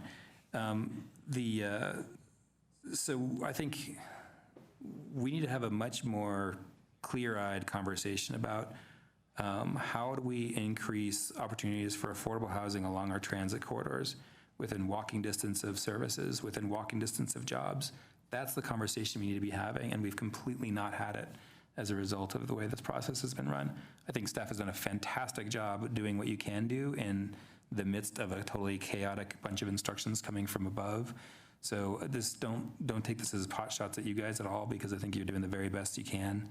But I think basically, to maybe segue to number two, my thought on tying the site review criteria to only be applicable in areas of Appendix J is not founded on any kind of planning logic whatsoever. It was based on projects that we knew were in the pipeline, so those became red. And then downtown tied to only when we revised the downtown urban design guidelines, which we did a few years ago. So we popped that cork when we did that. And then that's kind of the limit of the thinking there. So I don't think it's a good way to do any kind of planning in the city. As we were speaking, it occurred to me that there's another very important need that we haven't spoken about, and we talked about affordable housing, affordable senior housing, but there's also a need for affordable childcare in this city. It's one of the biggest challenges that I faced when I arrived here, and I had another colleague, professional, who arrived in this city, could not find childcare, and we even have an incident today related to childcare today. So I think that oftentimes we forget that very important piece, and because with children will not come out and speak, on behalf of themselves or anybody else. So we hear about the senior people all the time, but I think that we need to speak for those who cannot speak for themselves, and it really is a need. So with regards to some of the high needs for the city, I would like to have that on record. We need to do something about it. If it's going to be an alternative benefit, community benefit, that should be very high on our list. I think I'd like to put a pin in that and just sort of say, let's make sure we do consider that for phase two. And process-wise, I'd like to see what the board thinks about this. A lot of what we're trying to do is, we've got a few people on city council who live their own lives, and they've got their own friends and their own contacts and their own perceptions of things. But we have access to this huge number of people who actually are the ones that we're talking about here. And we don't really have a mechanism for talking to them, and I don't really believe that city council does either. So I think doing some direct outreach to existing residents of affordable housing in Boulder to find out what it is would make their lives easier is a really important part of this. It would help us understand childcare, mental health services, human services. There's a lot of things that when you go and actually talk to the folks who live in these communities, they tell you. And I know from my work on Ponderosa, you go to a community, you ask them, and they tell you. It's not super complicated. So I think that's a good phase two process. That would be good. Give us a little bit of time. In fact, we are in the process of doing some of those outreach already, at least with the Latino community. Cool. I could note that daycares is definitely on the list of what we're going to look at in phase two. And that's a really good idea about speaking with residents. We have taken the approach previously or earlier this year of doing a survey of the Human Service Alliance of local nonprofits to start figuring out what some of their needs are and some of the challenges they're facing. And so perhaps with phase two, we can look at it from both the residents and service provider perspectives. Yeah, this is chipping in from personal experience or professional experience. When we did Project Renovate for Boulder Housing Partners, we got ice cream and a tent and showed up in the communities that we were going to be working on after school when all the moms and kids were there. And we stayed long enough that folks coming home from work would be there too. And bouncy castles and ice cream and having a tent being where they actually are is a totally 100% way of doing that. And it's really easy. It's also super fun. So let me see if we can I know we just launched into all kinds of other phase two questions, but refocusing on key issue number 2 here, which is really focused on Appendix J. So I am in disagreement with you. I think we should accept staff's recommendation on continuing to limit the dialogue to Appendix J. I hear all of the concerns you've raised, and I think they're totally legitimate. And this process has been about Appendix J. And I think if you suddenly open up the process, the discussion for the entire city, you will end up with another level of citizen conflict with the city government that might not be what you really want to have happen. I don't think that the way to address the very real problems that you have raised is by eliminating Appendix J. I think it's by trying to figure out, I think you said it earlier, which is, or no, maybe it was one of the speakers, one of the members of the public, let us see what happens and what actually is produced, and then get some data. Are we getting, what are we getting in exchange for the potential height allowance? What are we actually getting before we lift the moratorium on the rest of the city? And I know we're talking about two, but I actually I want to point out that. If you're going to go to a different subject, can I say something about the first thing you said? Sure. Just factually, the presumption was that Appendix J would go away when we did this process. So that actually has been how it has been all the way through the process until just recently, and staff did say that in the presentation. And then the second thing is, garbage in, garbage out. We are not going to get any kind of data out of the tiny little red areas in this area showing us what might happen. The things that are going to impact whether things happen in that site is land availability, and most of that land is like very, very tied up. It's not going to be, they're not areas that are focused on redevelopment, with the exception potentially of the Gun Barrel Town Center. So go ahead with your next thing. Okay, well, I appreciate that additional fact, and I support staff recommendation. Two, I just want to go back to the question of on-site affordable housing, which all four of the public speakers spoke to. I know that the developers will say we can't pencil out if we have to have, it's too complicated, we can't have both a market rate and affordable on site. And I do understand that's a problem. And I think it is essential that the city be committed to economically integrated and diverse communities. And every time we allow a cash in lieu process, we make that a harder and harder goal to meet. And I don't know what the solution is. I'm not a city planner, but I think we really need to think long and hard about what tools might exist that could become part of this process to ensure that there's on-site affordable in our rental developments. I'm going to jump in with you on that because I totally agree with you. I live in an integrated mixed income community, and it's really great. And I think the ability to have that be integrated and on-site is totally wonderful when we can get it, for sure. And I think this is actually one thing I missed saying in the site review criteria piece, so I'll indulge myself on going back on that a little bit. I think we need to have, if we're trying to incentivize, or if we're trying to get affordable housing, we need to pair, height's essentially the least important part of it. And this project really came out of height being something scary, and people wanted to try to sort of it's the anti-height Trojan horse. If we're really trying to get affordable housing, we need to provide some predictability in outcomes for people who are trying to build affordable housing, and that's tied exactly with predictability in outcomes for people who are living in town. So if we can, and these are some really important things that I think we've talked about for years. We have zones already that if you go above a certain percentage of affordable housing, you get a density bonus of intensity, not just height. In fact, you don't get a height one at all. So what I would really say, that the way I would try to write the site review criteria for this and the underlying code that backs this up, is that we would need to be able to offer increases in either DU per acre or FAR tied to affordability percentage landmarks, yardsticks, right? Where you get some measurement you can tie it back to, whether it's graduated or whether it's just one. But I think we got to tie it back to that. Giving somebody a height modification and saying you still can have 4 DU per acre doesn't help you at all. So I know there are some places in the code where we kind of have done that, but we really need, actually, that's like the main thing. So I would be able to support site review criteria that, and this is the thing I want to highlight for the board here. It's really, I think, an important strategic piece. If we can provide clear FAR and other intensity increases for affordable housing projects of whatever percentage that are by right, they're part of the entitlement process, they're baked in, then people can know when an affordable housing developer is trying to buy a piece of property, they know that they can do 25 units instead of 23 units.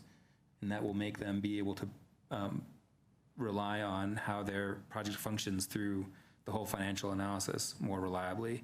You won't end up with projects having to do LIHTC funding and then come to the community with a baked proposal. You won't rely on going through a site review process that then is not something you can fund. It just gives clarity to the part that really matters. And then we can use height we can still treat height the same exact way we're talking about it, but as a discretionary piece of the process. So these projects are all going to come for site review for the most part anyways. And then you can say, all right, so you're a 80% or 40% affordable housing, 50% affordable housing project. You get this density because of our chart. And then you've also come in front of us with a parking reduction of 5% and a height modification so you can do a steeple, So we can have that conversation about that, and we can tie those criteria, like you said, Harmon, to height or to aesthetics, and come up with a way of making that more clear. But I just think that that's like the strategic piece that's missing right now, is we're sort of giving them something that doesn't matter. Can I just ask a clarifying question? You're talking specifically about affordable housing developments. Yes. And I think what I was talking about, so I appreciate that, and what I was talking about was the cash in lieu program that allows. Yeah, I wasn't responding to what you said. Okay. I'm making a different point. Okay. Well, I'll respond to what you said. Cool. Okay.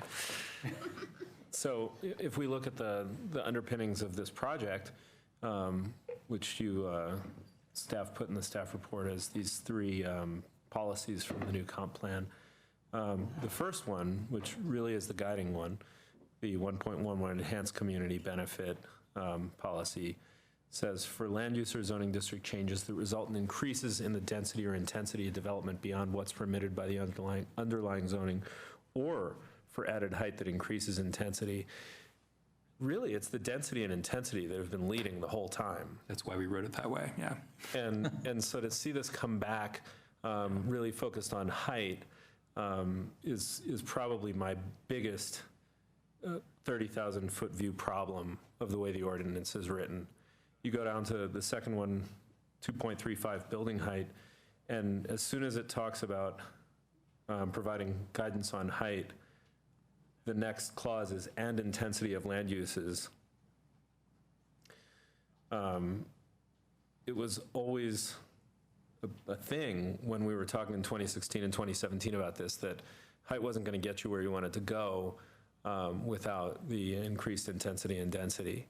And so this is kind of late in the game for us to be rewriting the ordinance. So I don't know how we're going to end up making motions, and maybe it's just not going to happen tonight. Maybe we'll just make the motion, whatever motion we make, and not prescribe, significant changes, because it's taken you guys months, and you've done a great job putting all this together. And I don't think we're going to do a great job in a few minutes or even an hour. But I do think that, for me,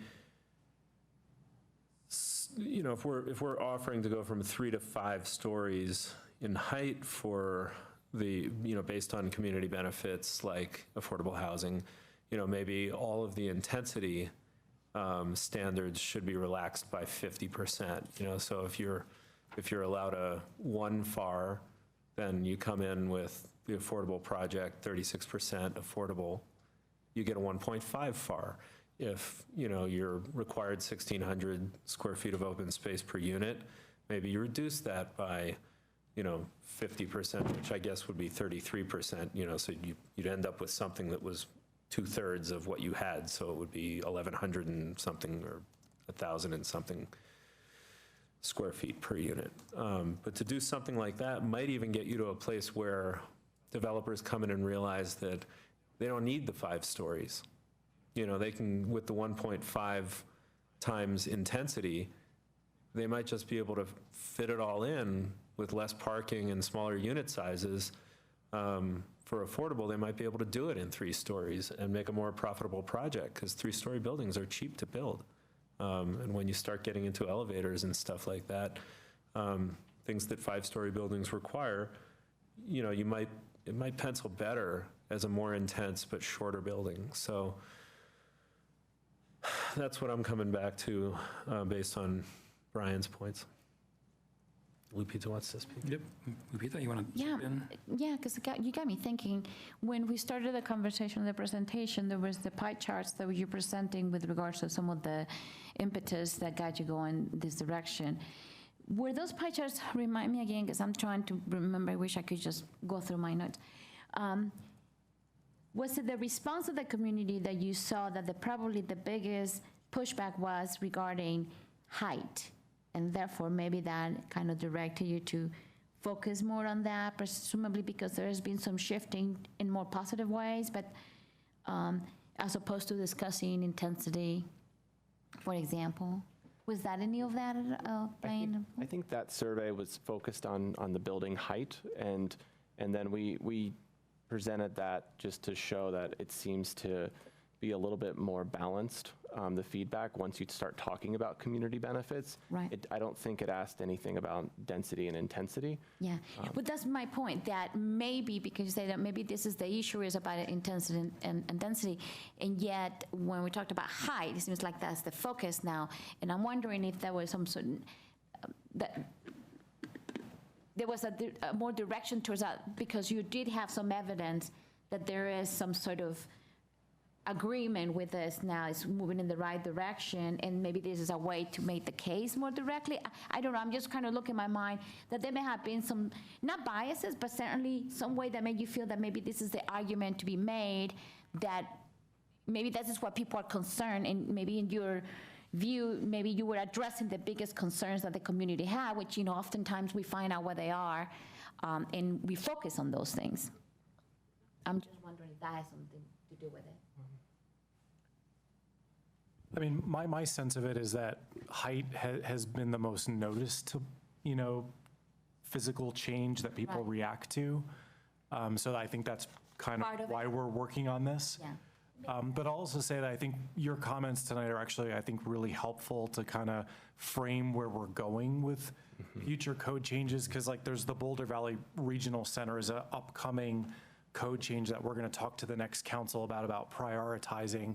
If you go in the comp plan and you read the section about BVRC, mostly in the BR1 district, it talks about increasing housing capacity, but also with a preference for permanently affordable housing. So maybe some of these ideas that you're talking about tonight could really give us ideas for what to do in that area, in other zones, to encourage more affordable housing. It would require a lot more, you know, economic analysis too, like what would be incentives in terms of changing the density calculations or open space requirements in order to get more affordable housing. That's key to that project, but it's useful to hear your thoughts on that. Well, and there's no reason, I think, Brian, you mind? There's no reason that we couldn't go and run 2 parallel tracks. You know, for example,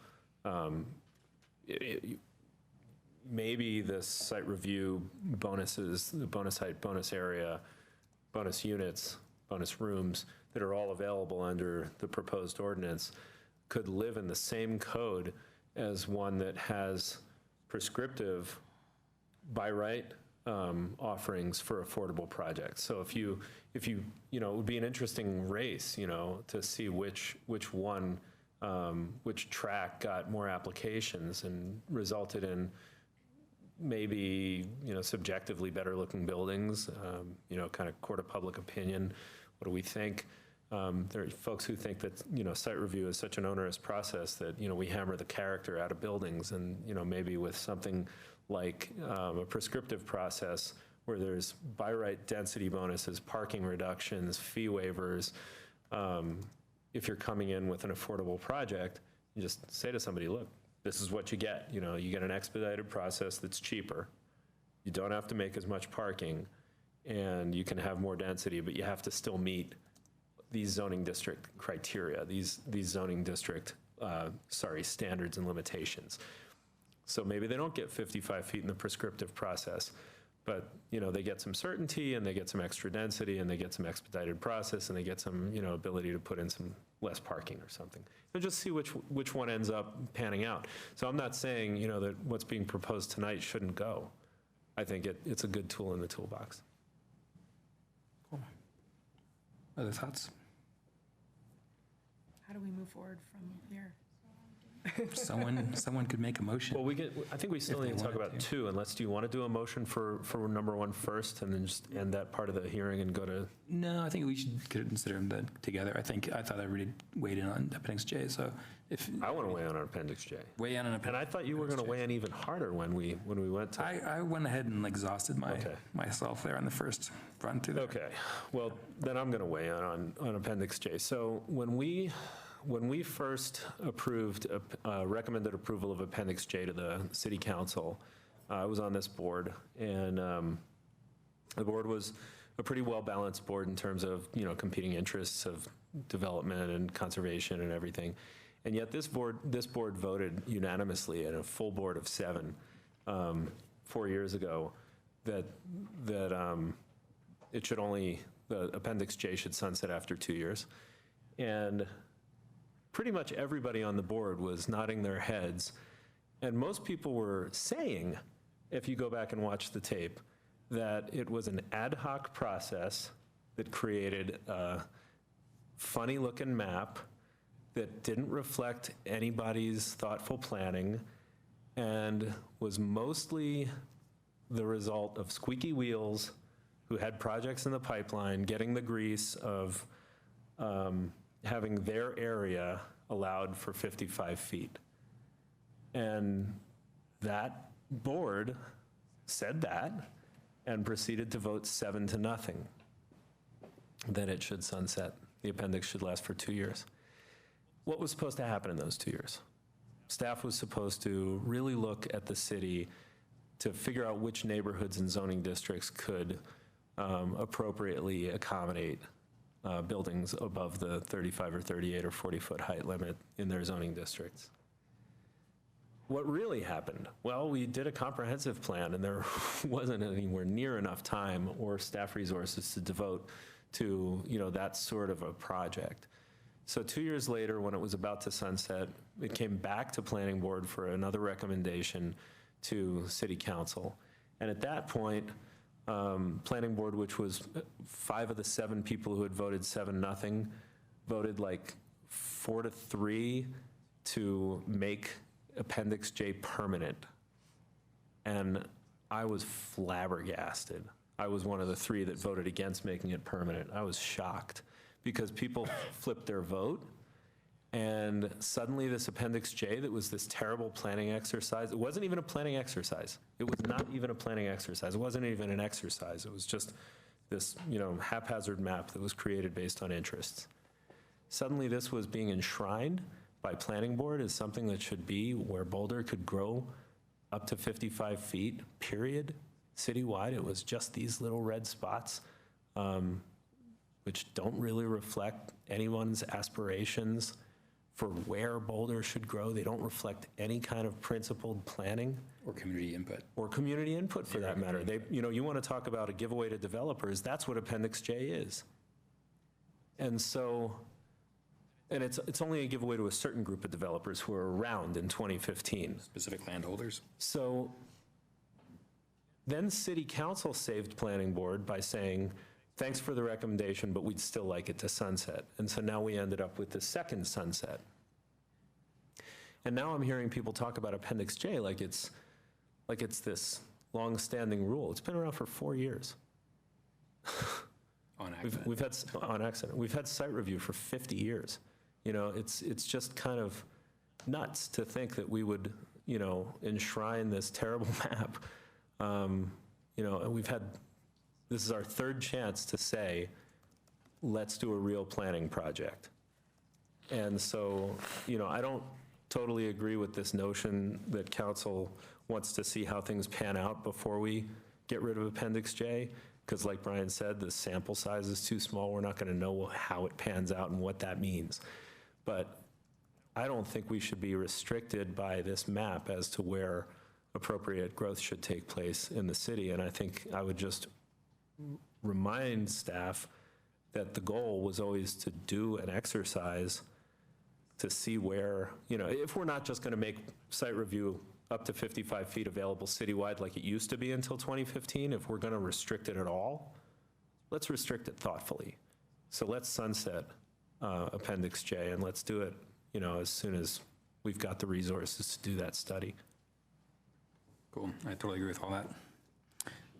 Other thoughts before anything else happens? Yeah, I really, really appreciate the history in this because, I don't know a whole lot, but I know it was very central to the readings and understanding that everything that we've been talking about is about this one zone, and within this area is only a very specific places. And so I was thinking there was something special. So it's good to hear this, because even in science, we have some, standards that be set up, but not necessarily with the science and background, but this is, agreement by lawyers. So going to the establishment of Appendix J, how many actual developments have occurred in this area that we can point to? Which direction are we going? Is there really looking into, are we getting affordable housing? Are we getting anything that tells us this is a successful exercise, even though it came out like at this kind of pork and barrel kind of program?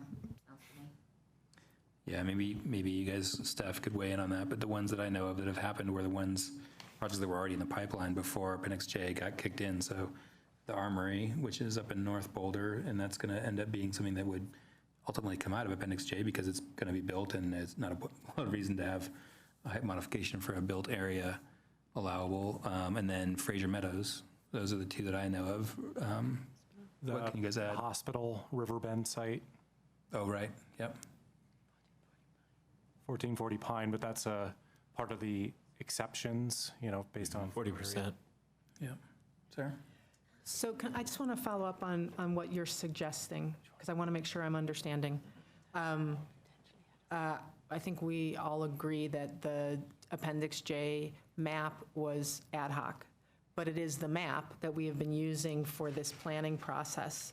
So are you suggesting that we remove Appendix J, apply and allow the community benefit proposal, whatever gets approved by the city council this year, to apply across the city? Or are you saying that we lift the Appendix J limitations, and what gets approved by the city doesn't get applied until we've gone through a planning process for where in the city we want those heights to be? I'm just not clear what you're suggesting. Well, I'll preface this by saying that I'm not sure that I ever saw the need for Appendix J. I don't know if there was an epidemic of overly tall buildings being constructed or applied for or approved in the city of Boulder up to the 2015 advent of Appendix J. And, there's certainly huge sections of Boulder where you can say that site review modifications up to 55 feet are available, but they're not available in Martin Acres. It's all RL1 zoning. There are only a few neighborhoods in Boulder that have zoning that would even allow multifamily, mixed-use commercial buildings that would be that tall. So it's already a highly constricted map with no Appendix J at all. So I wouldn't be unhappy if Appendix J just disappeared. I don't think that it would vastly change the kind of applications for site review that we see.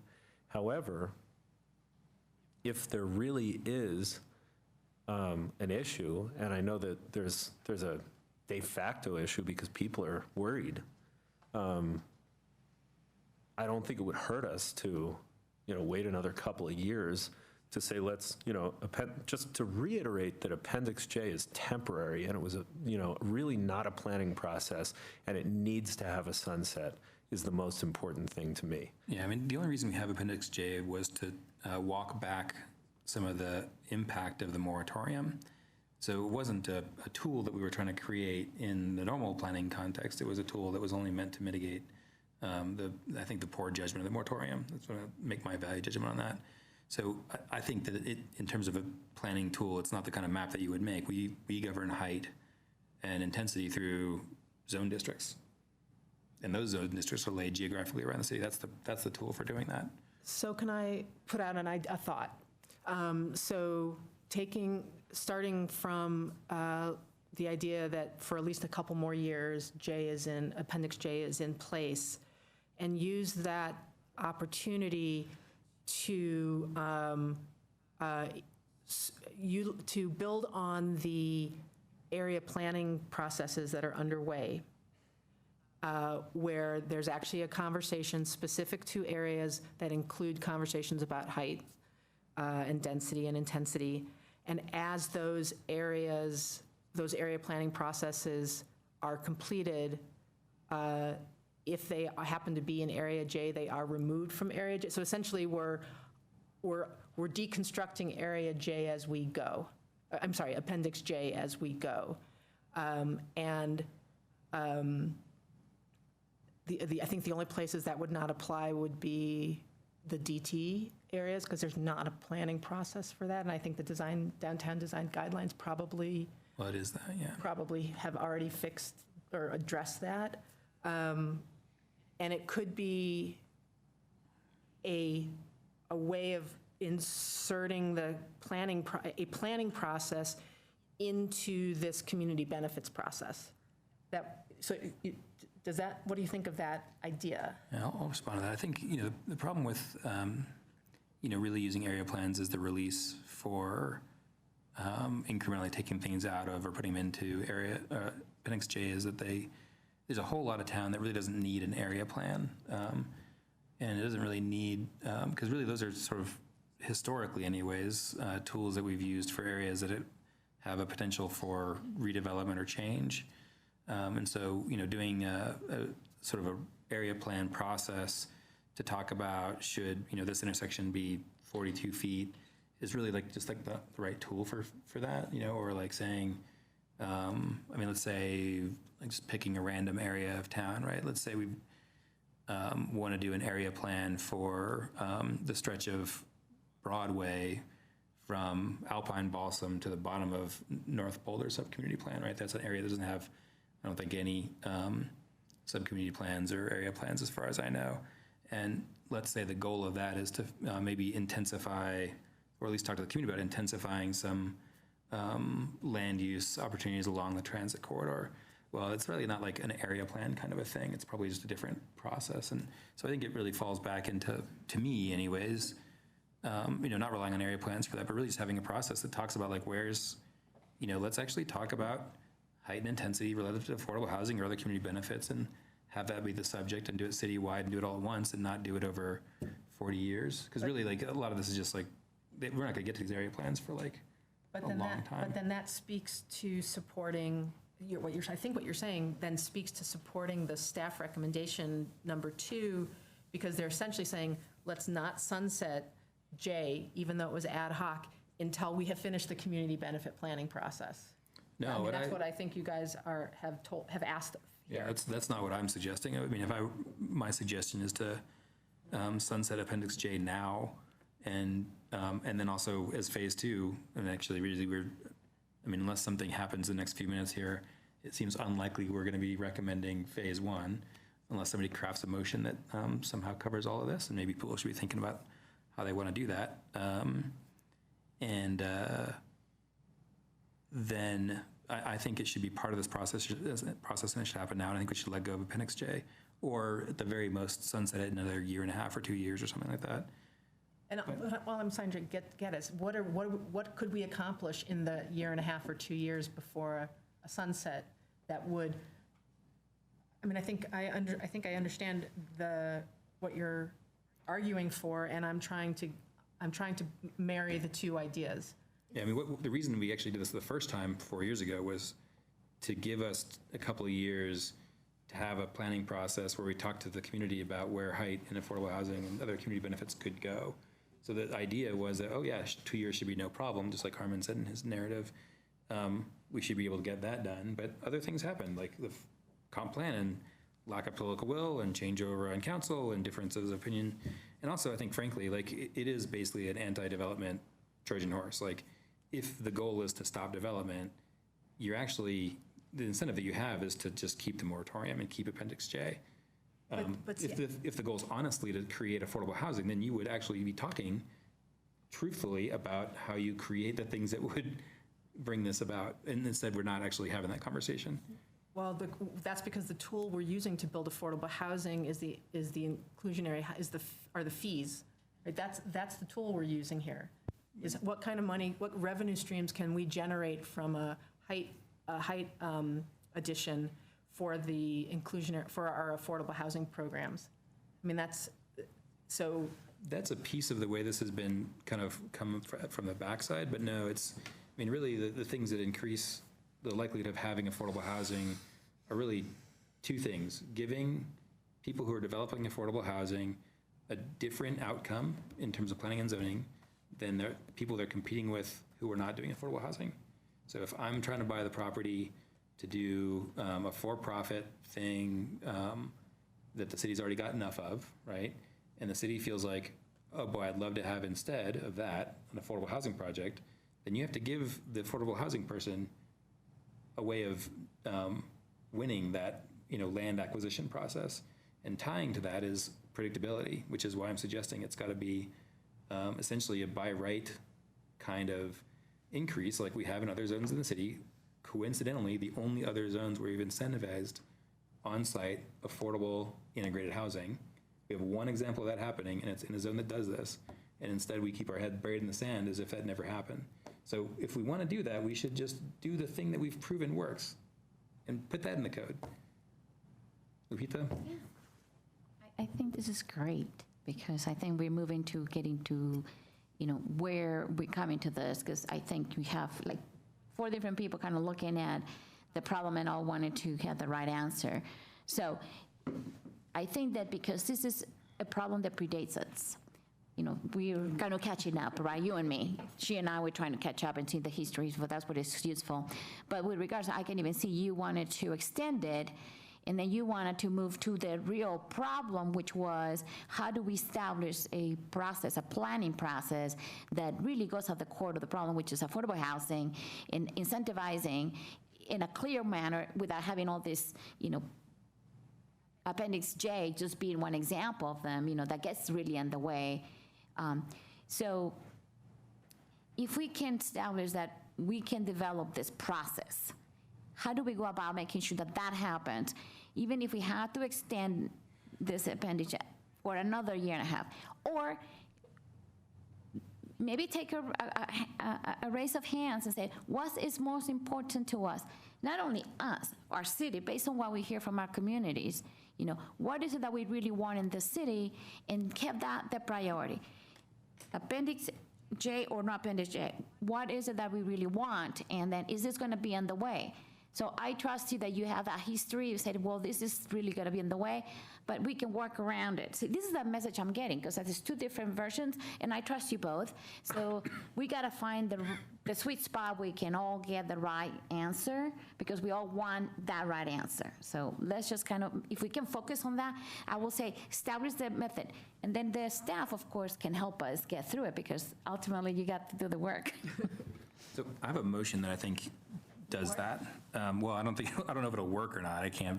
But it goes out there. Read in the crystal ball. But and I'll just maybe give a little preamble before I make this motion. What needs to happen in order for this to work is, step 1, we need to, I think basically we're not recommending this to the city council tonight. But we need to tell them something, right? And what we need to tell them is like, okay, so if we need to extend the sunset on Appendix A for 2 years, or J for 2 years, fine. But in the meantime, City Council needs to prioritize in their allocation of staff work in January, a project that would do a bunch of these things, right? Consider all this stuff. And it needs to be like actually that project, and it needs to not be, I think you guys did the right thing responding to the requirement to split into phases, but it ends up not being a coherent set of thoughts. So, because it keeps, I mean, every single time it comes back to us, like, we're talking about this, and everybody talks about the other thing. So I'm gonna go ahead and make this motion, and you guys, Can I go ahead. respond just a little bit to that? Yeah. So one of the things that I've been thinking of that hasn't been said, and I feel like saying it, since Brian just brought up the bifurcation of the phases, is that I think it's going to be hard to dovetail phase 2 into phase 1. And I can imagine you're thinking some of the things that I'm thinking, like, for example,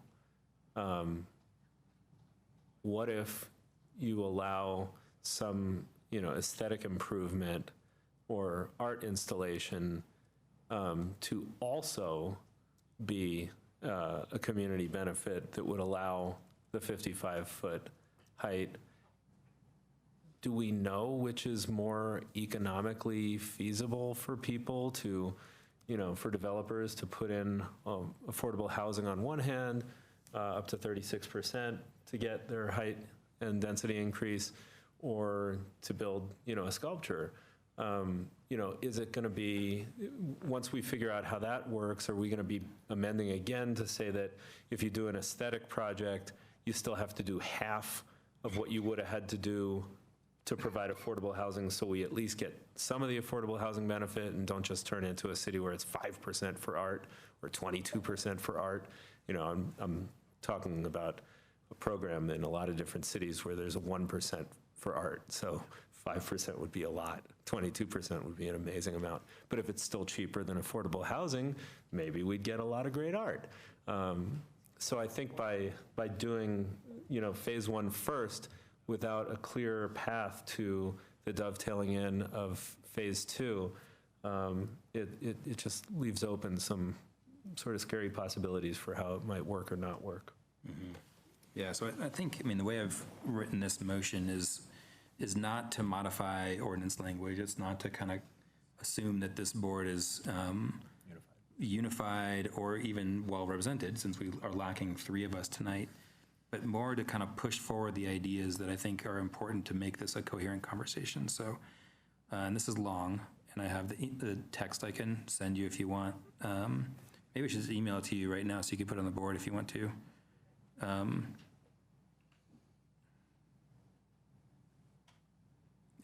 it's been written while I'm kind of trying to run this meeting, so forgive me for any kind of foolishness that's in there. Parentheses. Yeah, exactly. Yeah, hopefully Siri wasn't listening to what I'm saying here. Siri is always listening. We will see just what your mind was thinking. Exactly. We'll see. Are you pulling up something? He's sending it. I'm going to send it right now, but I'm going to send it and I'll just start reading it to you guys. So let me make sure I am on Wi-Fi here. Okay. It's going to outer space and coming back to you, 15 feet away.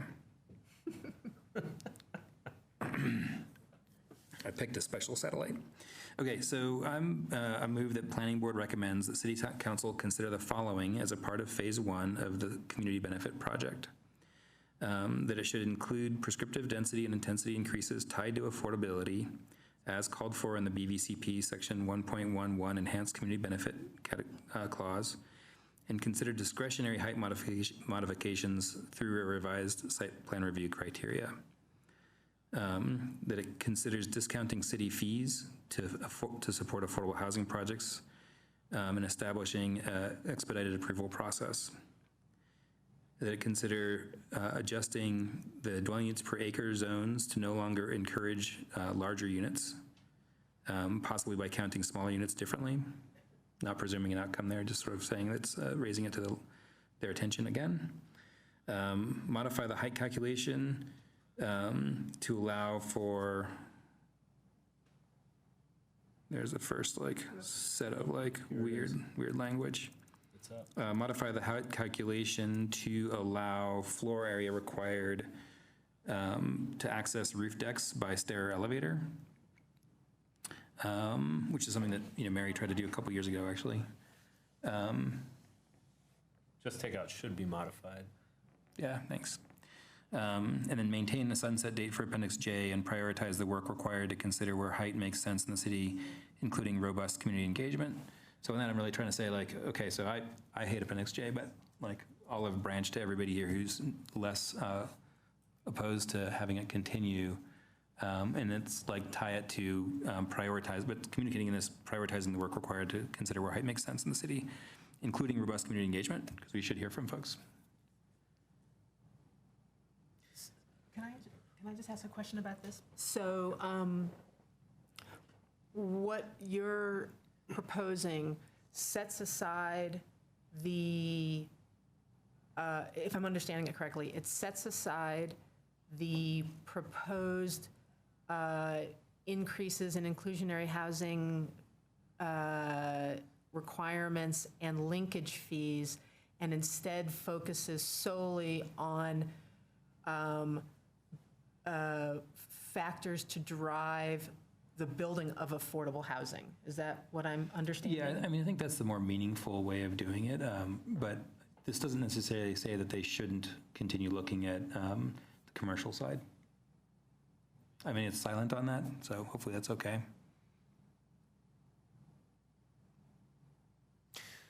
So let's see if we can people on the planning board feel like working with this language. Is this something that if we hammer it around a little bit, we could actually all vote for? Because with a 4-person board, I don't think we should spend a lot of time on a motion that isn't going to pass. Yeah, I think that's perfectly appropriate. It has to be unanimous. For us So to act. if people are looking at this and going, yeah, I can get along with like 90% of that, then I'd say let's wordsmith it. If people are looking at this going, I hate the whole thing, I want to vote yes on the staff recommendation, then I don't see why we should spend much time on this. Yeah, I agree with that. Well, I don't think we're going to get unanimous on the staff recommendation because there's parts I don't like and there's parts you don't like, and so we might as well try something new and see if we're talking about the same thing. So does everybody feel like they can get behind this, or? So I have a couple questions. Sure. As I always do. Consider adjusting the dwelling unit acre zones to no longer encourage larger units, possibly by counting smaller units differently. So first question is, do you see this applying solely to affordable housing developments? Or is it to every single zone in the city? I think it's, being that it's under the auspices of the community benefit project, it's probably categorically really for affordable housing projects. Okay. But personally, I feel like they should look at it across the board, because really what drives developers' spreadsheets when you look at a pile of fixed costs and what you're trying to use to create revenue, the more things you can put in the revenue pile, the more you make and the more you can justify your project. And if those things are tied to a distinct number of units, then you make the things as big as you possibly can. So it incentivizes. So let me just say why I'm asking this question. Yeah. I'm asking this question for two reasons. One is, I think we need to be, I'd like us to be clear that we are, whether we're still talking about everything in Appendix J here, I want to be clear if we are. And secondly, I would have concerns that we are discouraging larger units in affordable housing because we want to enable families to find affordable housing. And families require larger units, and I just wouldn't want to discourage that. We wouldn't be doing that, because that's handled elsewhere in the site review criteria and under diversity of housing types. So that's a separate thing. But so what does that mean, to no longer encourage larger units? I just don't quite understand what Maybe that no means. longer encourage only larger units, because, right now, you could rephrase that as not a negative, say, because right now it discourages small units. So you could flip that around and change the language. Maybe that's better, just a bit clearer. You could say to no longer discourage smaller units. See, we're already wordsmithing, and we don't even know if we're going to get Yeah. along. But I think, so I could get behind most of this. I could wordsmith it with you. And, I think we just need to kind of flesh it out a little bit and let the board know that, we couldn't recommend approval of the staff recommendation. And this is not an exhaustive list of the ideas that we chucked around, but these were some things that came to mind and were important, that we thought were really crucial for creating an ordinance that would meet the goals of the comprehensive plan, specifically the policy 1.11. And then specifically, I think Sarah asks a really good question, and I wouldn't have given her the same answer that you did, because I think I'm comfortable with the staff framework that this is site review criteria. Yeah. Period. So, the thing about Appendix J is that it can be retained, it can be immortalized, it can be written in stone, it can be sunsetted, it can be ditched unceremoniously, it can be a modified map. Yeah. So what we're doing here is irrespective of Appendix J, we're creating site review criteria for affordable projects, and that's how Carl and staff wrote this. Yeah. And so I think it does apply citywide to the extent that height modifications are available for affordable projects. I think that's a better answer than what I gave. But I don't want, you're going to say something. But just generally at a high level, should we be wordsmithing this, or is everybody like, this is the worst idea I've ever seen? No, I think this is a positive direction, in my view. And also, as with some of the bullets, especially with regards about no longer encouraging larger units, we just went through a whole, presentation about people not wanting to change some of these things, and yet it was my sense that there's a possibility to even go there. Should we demonstrate that as a board and also the city really means to make more affordable housing a reality, and that eventually we may get even those people who were, kind of philosophically against that idea of going downsizing their space may join us on this, because, like you said, we have the good intentions. We just need to find the right way to get there, and it's been a long history of other things getting in the way. So I see this as a positive direction. I can get behind this, and if we wordsmith it enough that it can get us more directly in that direction, I just see it as the beginning, because I think that by focusing in, Appendix J, it was more of a distraction than anything, when reality now we're finally focusing, I think, what we all want. So.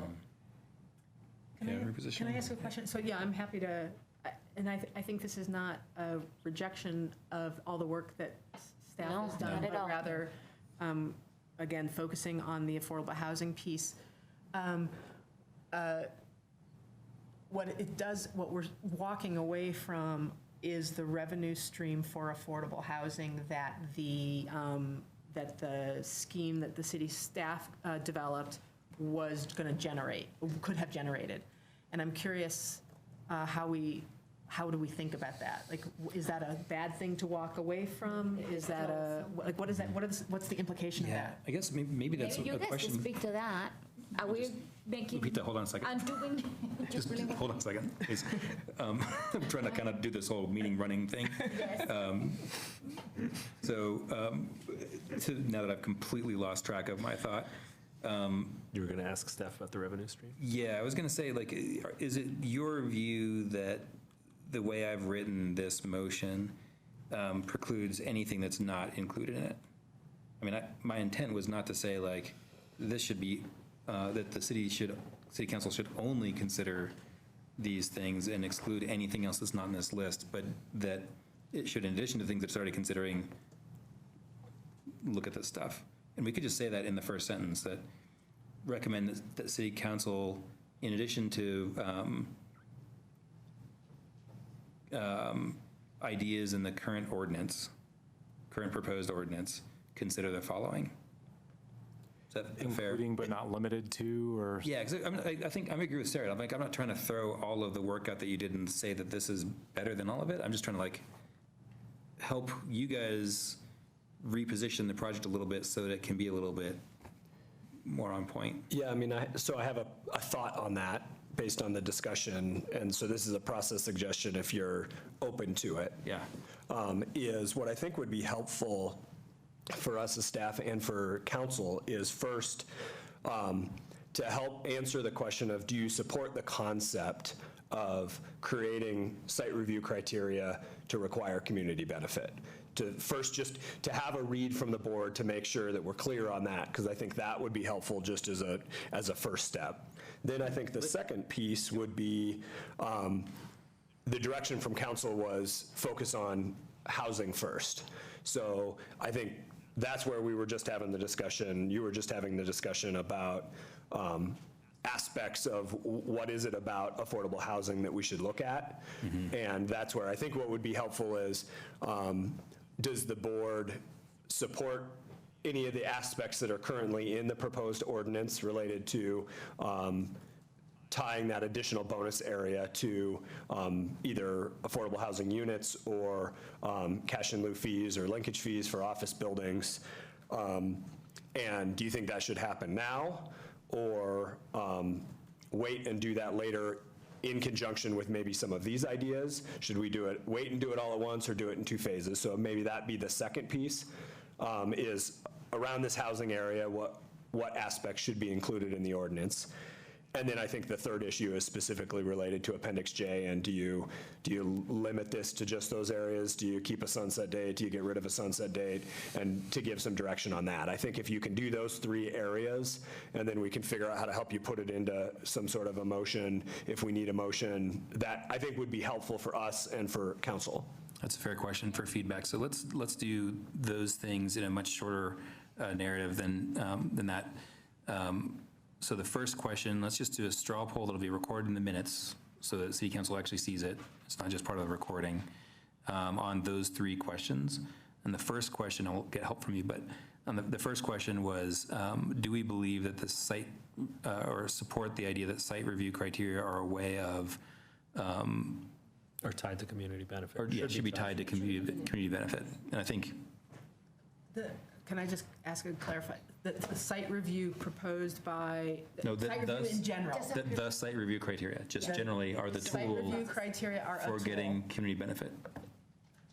Yeah, and maybe the specific question is, when we talked to council last, and when we were talking about breaking the project into phases, what we heard from council is, we want to see the hook for community benefit put into the code now. Yeah, and so that's, I think, the question I'm really asking is, do you agree we should put this hook into the code now? Yeah, for me, total no-brainer. Yeah, I think that's the process that we've been on for a long time here. And by now, you mean after we've had a chance to? Yeah, exactly. Now, in the city sense, which is like 18 to 74 months. Sorry, guys. Okay, so I can get into that time. It was a good progress. Yes. Yeah. But, yeah, I just want to make sure that, because we're using community benefit as vaguely, so. In the way it's defined as a part of the project. As a go right now, because we're moving into defining it more specifically Yeah. later. But we're going Just that way. broadly community benefit, meaning the community benefit of affordable housing, or just community benefit. So the first question was like, are the site review criteria the right place to be dealing with community benefit? And I think that's the sort of thing we've been talking about for like 6 years. So, yes. And the second piece was, should we focusing on affordable housing first? Is that right, Chris? Yeah, and then I think the second piece of that is then to dive into the details of the conversation you were just having, but. Yeah, I want to keep it like this high level so we can actually do this. So is affordable housing the first thing to tackle? Okay, great. And can I just unanimous on that? Add a subset to that for future conversation, which is how we define affordable housing, given that we want to include moderate to low to middle income do we want to include low to middle income as part of that conversation? And that's just putting it on the table for discussion. Okay. So, and then you had a third part, which I don't remember. And then the third part was specific to Appendix J. Okay. Any recommendations related to what we should do compared to the staff recommendation? Let's go ahead. So I just to clarify something I heard Lupita say before, I think that you and I said almost exactly the same things about Appendix J, and then you gave quite a large, additional nuanced piece on the exercise we should really be engaged in, which I thought was terrific. And I think you and I were on two ends of the same spectrum, where I said, I'd like to see it sunsetted now, but if there's enough community fear around that kind of abrupt change, I'd just like to make it, the primary goal is to make it clear that this was a bad well, not even an exercise, just an ad hoc map that doesn't get enshrined and needs to be revisited in a set period of time. And you said that you would rather see it sunsetted now, but you'd be okay with 18 months or something like that if we needed a sunset. Yeah, I mean, if we're putting our opinion out there, I would definitely sunset it now. Right. Because it's not useful. But Yeah. So maybe we do a tiered straw poll on this, Okay. just to get people's good. feedback on this, so that Cindy can write down things in the minutes. So you can vote yes for more than one, okay? Yes.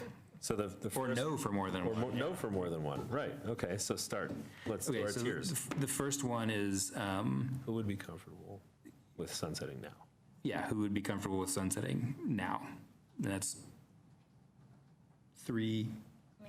Just yes or no? You gotta do like. Wait, I can go with yes. Okay. So it's 3 yeses, 1 no. Sarah is the no.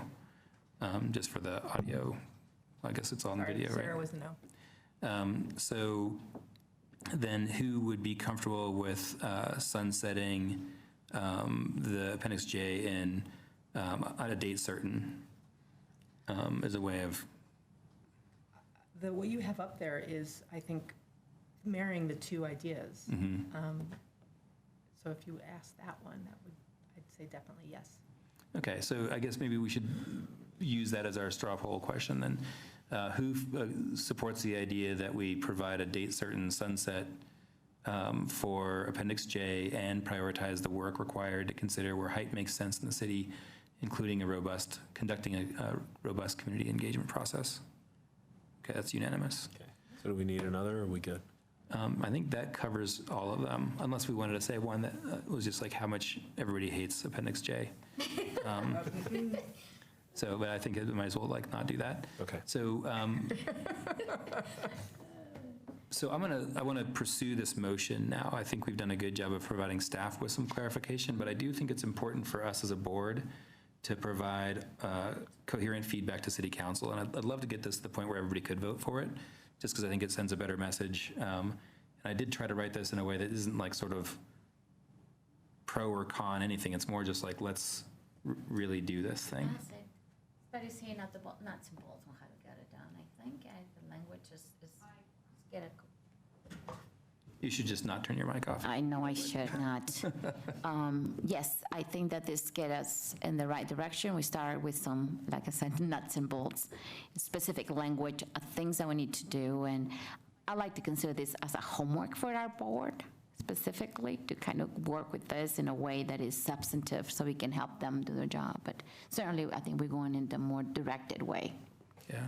So I'm in favor of the first bullet being the first bullet, because I think that's the key, is the biggest key, is the prescriptive density and intensity increases, or at least density and intensity increases. But once we put the word in that's in front of that, prescriptive, then I don't think we're in site review, because I think site review is a discretionary process. So I might change that bullet, if you're with me, to read something like, consider a parallel prescriptive track that's outside of site review, which includes density and intensity increase. You could lump them all in there, to talk about a non-site review track where you get these by right intensity and density increases, the discount of city fees, expedited approval process, potentially less onerous parking requirements, that would all be just that separate process that I was talking about that would be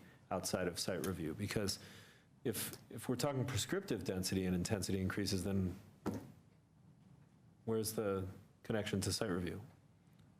Really for the normal site review stuff and height modifications. But we could, so you're suggesting taking essentially the second bullet, discounting city fees and establishing an expedited approval process, and embedding that behind prescriptive density and intensity increases? Is that where you're headed with that? So, yeah, I think that we ought to consider the call of the comp plan, which, let's pull up that. And I guess I just want to make sure we gear the wordsmithing on this to be, I mean, this is kind of just is what it is in terms of a communication to council. It's not ordinance or anything too serious, but I think what you're talking about is content oriented, so I think that's good. I just want to go back to 1.11, enhanced community benefit. Yep. For land use or zoning district changes that result in increases in density or intensity of development beyond what's permitted by the underlying zoning, or for added height that increases intensity, the city will develop regulations and incentives so that the new development provides benefits to the community beyond those otherwise required by the underlying zoning. Now, we may or may not have been thinking that that was always going to be through site review, but it doesn't say that anywhere in there. And so, you know, developing, you know, regulations and incentives, you know, what we're hearing from some people, and I think what some of us are feeling, is that site review doesn't lend itself so well to the production of affordable housing as a process. It's long, it's discretionary, it gets called up to the council all the time. You know, it just doesn't have enough certainty. And then you end up with the situation Crystal Gray used to be moan all the time, where, you know, somebody gets their LIHTC funding based on a certain development pro forma that they then can't change. And so they have to come to site review saying, well, you have to let us have this amount of intensity or our money goes away. And so if you have, if your process for getting affordable housing isn't site review, if it's a prescriptive process that says for affordable housing projects that we really want to encourage, here's what happens. You know, you come in through this different review track, you get this density bonus, you get, you know, this reduction in your parking requirement, you know, you get this reduction in fees, and in return, you give us a 50% affordable project, and if it's a you know, ownership project, then, you know, at least half of them are on site. You know, maybe that's the better place for these affordable incentives to live. I mean, I agree that the, you know, the way that we'll get affordable housing projects and on-site affordability, which is totally important to me as well, is by doing it through a hook that is not site review. It's got to be a density increase or something like that. And then that's a codified thing. Unless they provide it, they don't get that density. Whereas site review, we're not allowed to say whether it's on-site or not on-site. That's been a conversation we've had a jillion times. So I agree with that. But maybe could you like say to Cindy what to type so that she can edit that and then we can move ahead? So, and I'm, you know, I'm not, again, not trying to negate the current proposal. I would just say that, you know, all this being couched in, you know, in addition to, you know, what's in front of us today, planning board's recommending that council consider consider developing separate. Well, I don't know that that's really in a bullet. So that we can, because she's got to type this stuff in. Yeah. So it's got to be sentences and words and stuff. Okay, so why don't you just put it in a new bullet so we don't mess with what Brian already has there, because this is a different idea, and I don't want to change what he's got there until Kind of want to make others sure are comfortable with have it. support for all this stuff too across the board here. So it would just be to consider, and I'm going to try to grab some words from the enhanced community benefit policy. Consider developing separate regulations and incentives. Separate regulations and incentives outside of site review. You got to go a little slower.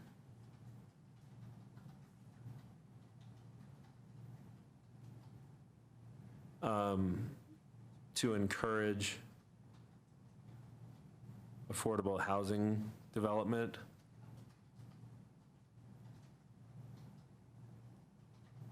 Comma, which incentives may include prescriptive density and intensity increases, you can grab that from you can copy and paste from the paragraph, the bullet below, prescriptive density and intensity increases. In the bullet right below, you can just grab, oh.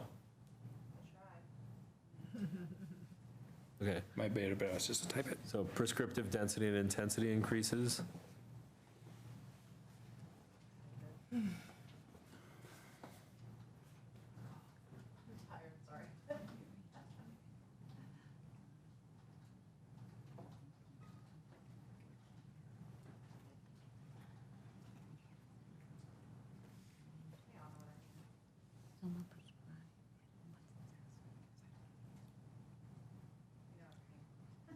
EAS, yes. Comma, increased height. You really can't.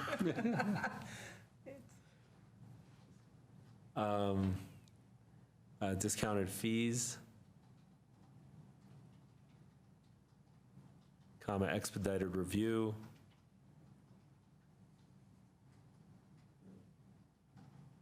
Comma, decreased parking requirements. Just leave it at that. So how do you guys feel about that section? I need to ask some questions. Again, I know I'm repeating my questions, but this is to apply solely to affordable housing, proposed affordable housing projects, or to projects that would then generate affordable housing fees? I'm really not clear. This would really be affordable housing projects. So you could. So maybe we should specifically, instead of saying to encourage, I mean, I realize that that's the goal, but incentives outside of site review for affordable housing projects, incentives may include, and that way we're just being really clear. Yeah, that's what the AH is, I think. Yeah, but we're using the term encourage. Yeah, so if you just change the word development to projects, I think that would cover it. Yeah, because we've been talking all along about development producing fees to pay for affordable housing, and here we're taking away the development to produce fees, and instead talking specifically about affordable housing projects. Yeah. And I just want to make sure that we make ourselves super clear on that. I mean, I think actually we should add a bullet to cover that, because I think I've said it a few times, but the intention is definitely not to take away What they've done. the other part that you're talking about. Like, so that's meant to stay in there, and this is a list of things that they should consider in addition to what they are already doing. So it doesn't delete out or it doesn't walk away from any of that stuff. But if you're having a hard time absorbing that, then maybe other people will too. So maybe we should put that statement in there. I think it would be helpful. So would you maybe craft a bullet to go there? Because then we could have it in there. Just to say that, okay, so a bullet that starts with the following bullets are intended to apply specifically to affordable housing projects. Just be very straightforward about it. How does that repair the concern about excluding commercial projects that are going above the Well, I'm limit not to sure. create passion? I was under the impression, and maybe this is a good chance for clarification, that we were setting aside for now the ordinance language that was offered to us, and instead what we've done is said, we support community benefit being placed in site review, we support whatever the three, I can't remember exactly the three pieces of language that we responded to that Chris offered, but that we are not in fact going to vote tonight on the proposed ordinance that staff brought to us. Unless someone makes a motion on it, yeah, but I think just to correct the way I intended this, is that it doesn't, like if we don't act on the ordinance that's in front of us that staff's recommending, this doesn't erase any of that. It just goes to city council without our recommendation. Planning board simply remains silent on it. Okay. So what we're saying is, you should consider this stuff. Okay. So it's like someone's going to buy a pizza and you're like, you should get pepperoni. It's not like saying, well, you shouldn't get crust. It's just like saying you should get pepperoni. So, but what I understand is that we want them to consider this because these things, because what we want is to set Creative some affordable housing. criteria that makes it easier for affordable housing projects to be bigger, basically. Or to happen. To happen. Okay. Okay, so that's why I'm just saying, my understanding is that this specifically applies to affordable housing projects. It does not apply to the fees that might be charged to developments, commercial developments that would want to go to 5 stories or 4 stories, and in exchange for that, will give us the community benefit of additional fees. That's all I'm trying to make clear. Maybe let me take a crack at a different bullet. So maybe just delete that bullet, or maybe do another bullet and you can delete that one after if you think this one is acceptable. Okay.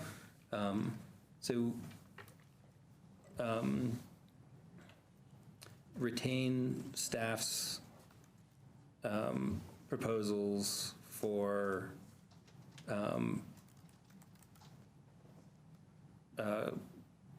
non-affordable housing developments as written in the recommended ordinance. That's not very good, but Developments as what? Chris, could you clarify like what needs to go in there so you guys understand it? Yeah, and maybe, I think I'm going to say it as a statement of what I think the board's intention is, but you correct me if I've got it wrong, is what I think I'm hearing is what you're saying is, to City Council, we recommend that you not adopt an ordinance right now. In other words, what staff has brought forward as phase 1 of community benefits is not ready for prime time because we need to go back and do more work on these bullet points. Is that essentially what you're trying to say to council?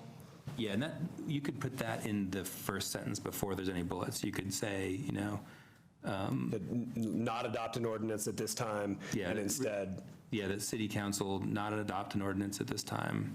I just wrote some language. Okay. That I might be able to email, but let me just read it real quickly. Because I think this is what I want to say, and I think it's what I hear you saying, but tell me. I'm stumbling a lot over what I'm saying. So. While Planning Board generally was supportive of the staff recommended ordinance amending the land use code to establish a new community benefits program largely within the site review criteria, the board was not able to arrive at a majority and instead recommends. I would take out the not able to arrive at a majority because it wasn't really, I don't really think that we're sort of like all Maybe a horse trading to get consensus. somewhere. I think it's. Consensus in terms of we're all in the same place, but. So the rest of my sentence was Go ahead and finish. that I don't think we need to weigh in on or give us the value judgment that we couldn't come to a decision, and because of that, we're doing this. I think we're really sort of just saying like, we don't think this is, we all agree that it's not ready yet, what Chris said, that City Council shouldn't adopt this ordinance at this time. Mm-hmm. And as they rework it, consider this stuff, I think is what I was hearing and what I'm trying to say. Is that close enough? I didn't really get everything in my brain from what you said. Because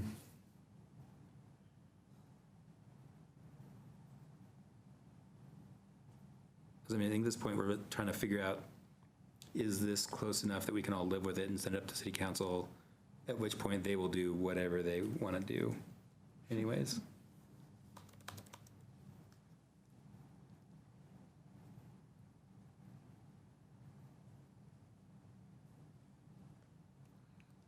We could just, like you said, take the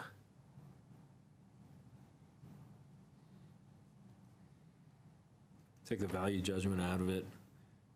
Say something like, Planning Board generally was supportive of certain portions of the staff recommended ordinance amending the land use code to establish a new community benefits program largely within the site review criteria, and instead recommends, or, just something that's more bland.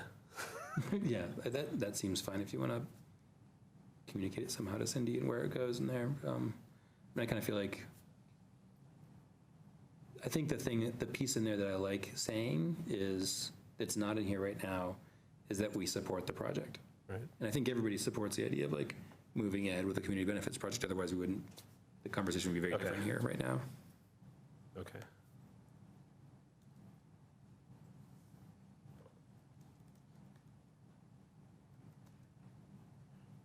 while you're typing, do you mind if I say something? Please.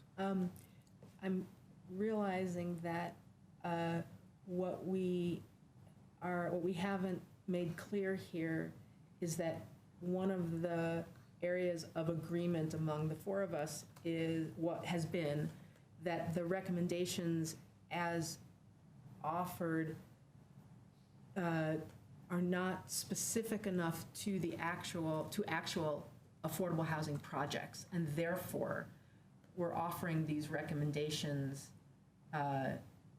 to address that absence, right? Because the community benefit we've been talking about has been the revenue stream for affordable housing, and now we're actually talking Well, it's the revenue stream for it, but it's also the affordable housing. I mean, actually getting the housing is the real point.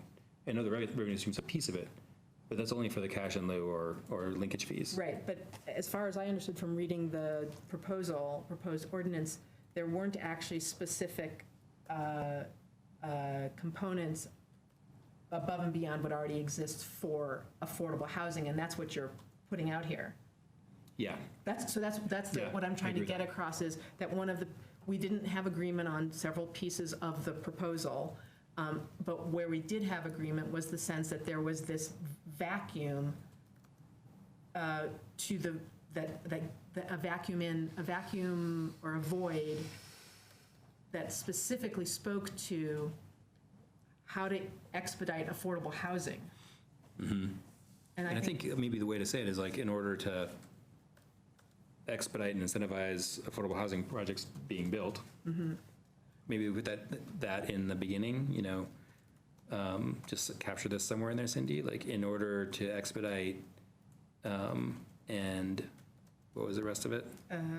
Actual affordable housing projects. Yeah, You know, whatever, right? expedite and something, affordable housing project being built. That was good. Somehow we got that Yeah. together. That was like a nice sentence, which I've completely forgot. And I do have a question about what is now the first bullet, which is just, I just don't quite understand what it means to have separate regulations and incentives outside of site review. Does that mean that an affordable housing project does not have to go through site review? It would really mean that there are some projects that get drawn into site review through the site review thresholds. Lot size, whether they're requesting parking reductions over a certain amount or height modifications or a subset of site review things that are the thresholds. There's a whole chart. But there are projects that don't go through that. So we would be making available some of the stuff to the projects that don't go through that too. So let's say it's a project that's not eligible for site review for whatever reason, and they're not asking for a height modification. But let's say it would really make it a better project if they were able to have 16 units instead of 12 units, and we would get 4 more units.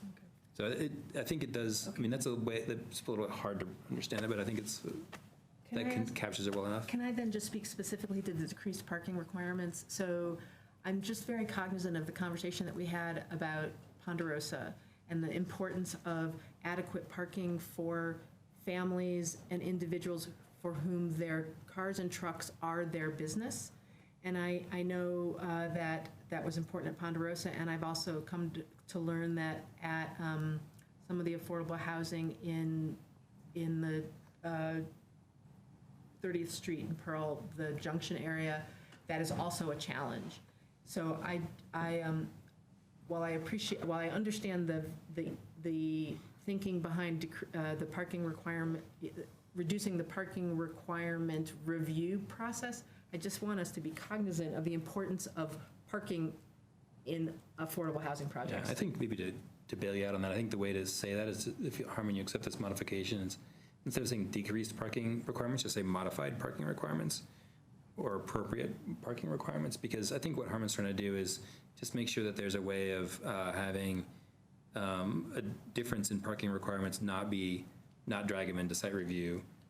If that's the only thing that they're doing, you just have a way for the city staff to say, oh yeah, like it's cool to go down to 80% or whatever. Yeah, I like 100%. Sounds good to me. So maybe, Cindy, can you swap out decreased parking requirements and just change decreased to appropriate? First bullet. First bullet. Last line. Third to last word. appropriate. No, it's cool. I can't imagine doing this any better than you're doing it.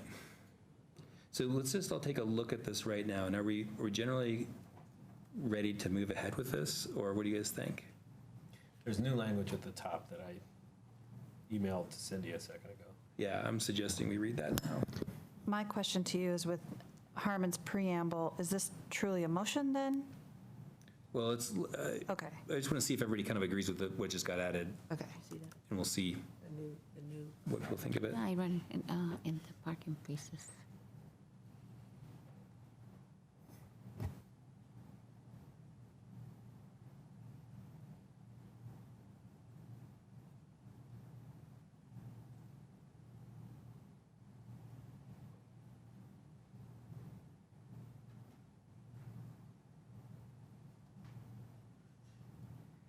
So would that replace the whole first sentence, you think, Harmon, or what's your intention with that? Or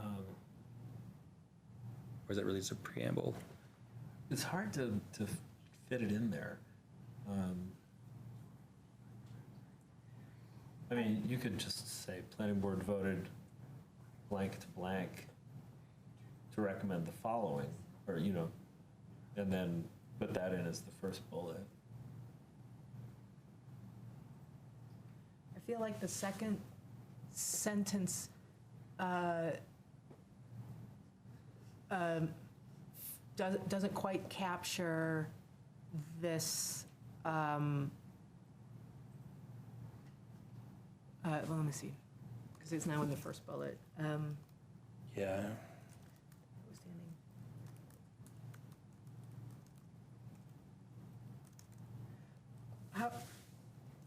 How would you feel if the second sentence was that notwithstanding, planning board believes that there are additional changes that are required to advance the city's affordable housing goals as identified in the comp plan? That's fine.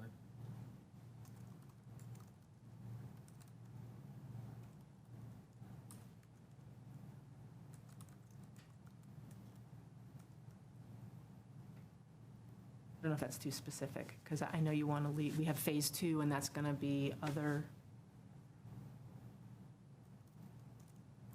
Well, what we don't have is that it wasn't ready for prime time. I said that, but just more polite. More legalistically.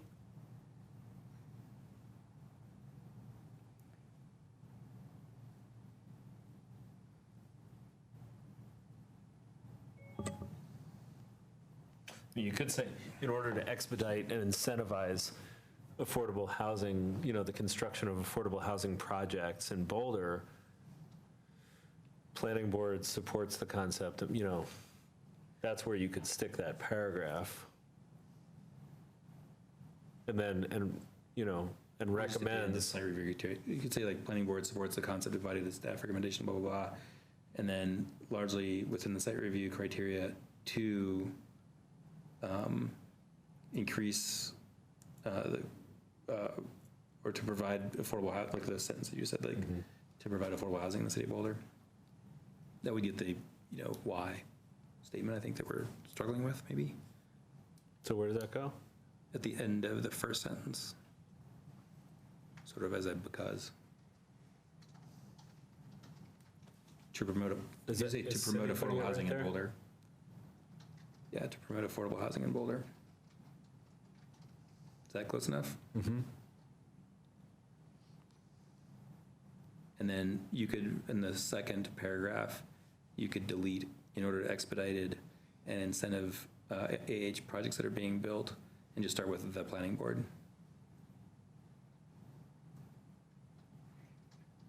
Does that sound fair? And that, I think that actually gets all the redundancies and moves everything around in a way that it's a little bit more coherent. So instead of saying, in the first paragraph, instead of saying therefore recommends the council consider the following additional ideas, just change the following to certain, change those two words, the following, to certain Yeah. And then Actually, a it's- period instead of a colon after ideas. Yep, There's a colonoscopy, yeah, colonectomy. colonectomy. Yeah. And then there it is. I think we there's the just did vote, it. right? Yeah. So I, as the mover of this motion, think this is great. So let's see if there's a second. I need to read through it. Okay. I'm a slower Me reader too. than you. Sorry about that.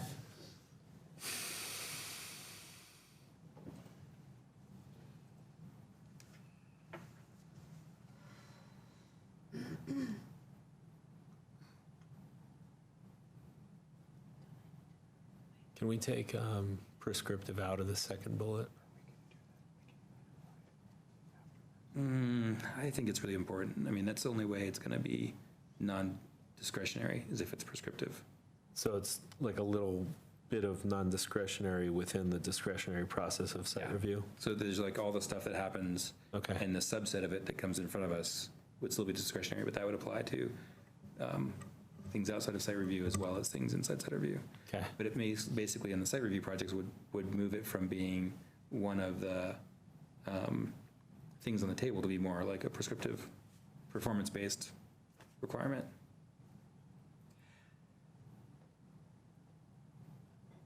So I still think that the fourth bullet, which has to do with the larger units question, needs to be less discouraging of larger units. Yeah, let's just go to that one, Cindy. If you say instead, consider adjusting the DU per acre zones to no longer disincentivize smaller units, and just get rid of the rest of it, then that probably gets to the meat of what I was trying to say without like stumbling over additional stuff. Disincentivize, I'm sorry, it's larger. Yeah, no longer disincentivize smaller units. Well, Sorry, I went and talked too fast. you can get rid of the no longer, just Yeah. incentivize. And then Yeah, take out the no longer. That no longer is extra, is not necessary. no, You don't need because to that judge what has changes. happened before. What you want is what happened in the future. Right. Future is you don't want to disincentivize. Oh, no. No, this now You have- says to no, disincentivize yeah, them. yeah. And we don't Yeah, want you to can't have that. disincentivize. But you We could- want to you could incentivize. change Yeah, it but the to- no longer to is what you can incentivize. get out. Yeah, the incentivize is right. Is good. Incentivize. To incentivize. Yeah. So consider adjusting the DU per acre zones to no long, to, you can delete the no longer The paper, I'll fix it. I do that for a living. and say incentivize. And then you can get rid of possibly by counting smaller units differently. Because that sort of presumes an outcome that's like off the top of my head is like not very well thought out. But I think to make it a little more understandable, maybe some more color, like consider adjusting the DU acre zones to incentivize smaller units and create more de facto affordability. Yeah. That's what that's really about, And actually, to Sarah's point, like a broader diversity of unit types. to create a broader diversity of unit types and more de facto affordability. Yeah, I like that. So, yeah, I got it. Cool. I'm fine with the language, and I'm a little worried that by smaller units, we're gonna, Let's let Cindy I'm get sorry. actually, because we're not letting her do that part if we talk over her.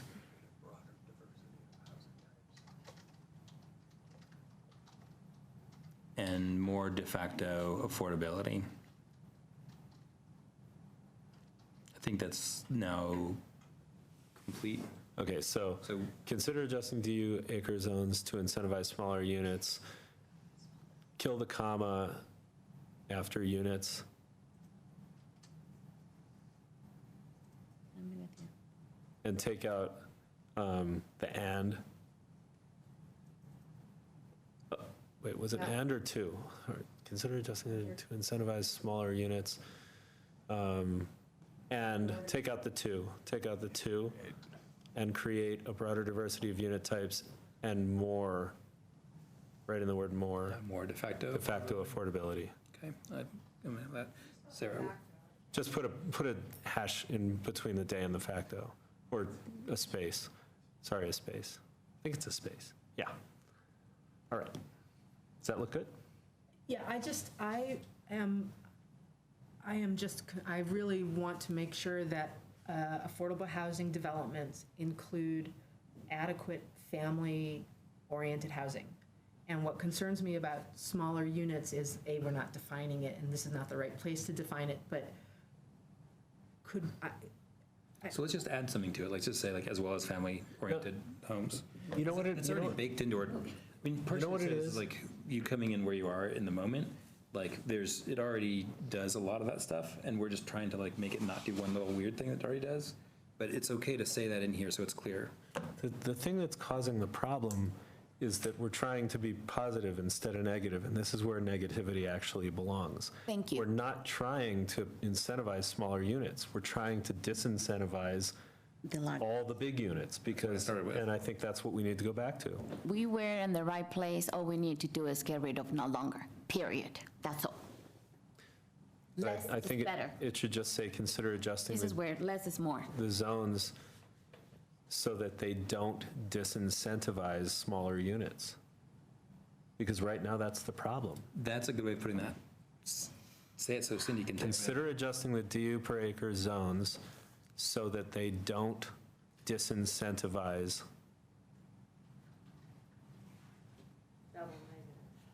Yep, yep, perfect. Except, yeah, there you go. Because right now, all we're getting is big units.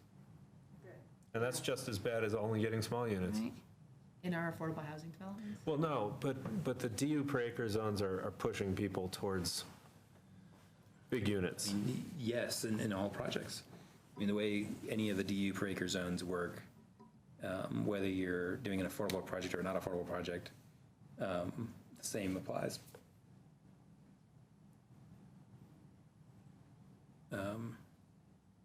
Okay. Can everyone live with what we've got up here as a communication to city council? We got to clean it up a little more. So modify the height calculation, take out should be modified. Oh, yeah. That's the bullet below, right below the one you were working on, Cindy. Modify the height calculation to allow floor area required to access roof decks by stair or elevator. Yep. Thank you. Okay. We like the last one, right? Maintain a sunset date for Appendix J and prioritize the work required to consider where height makes sense in the city, including, I think we need a comma or some kind of punctuation. Two wordsmithy. I mean, I want it to read. I want it to make sense. So after city, just say, which work includes robust community engagement. It's the community engagement modifies the work. Yeah, that's fine. I'm sorry, can I just ask for your interpretation of the second bullet?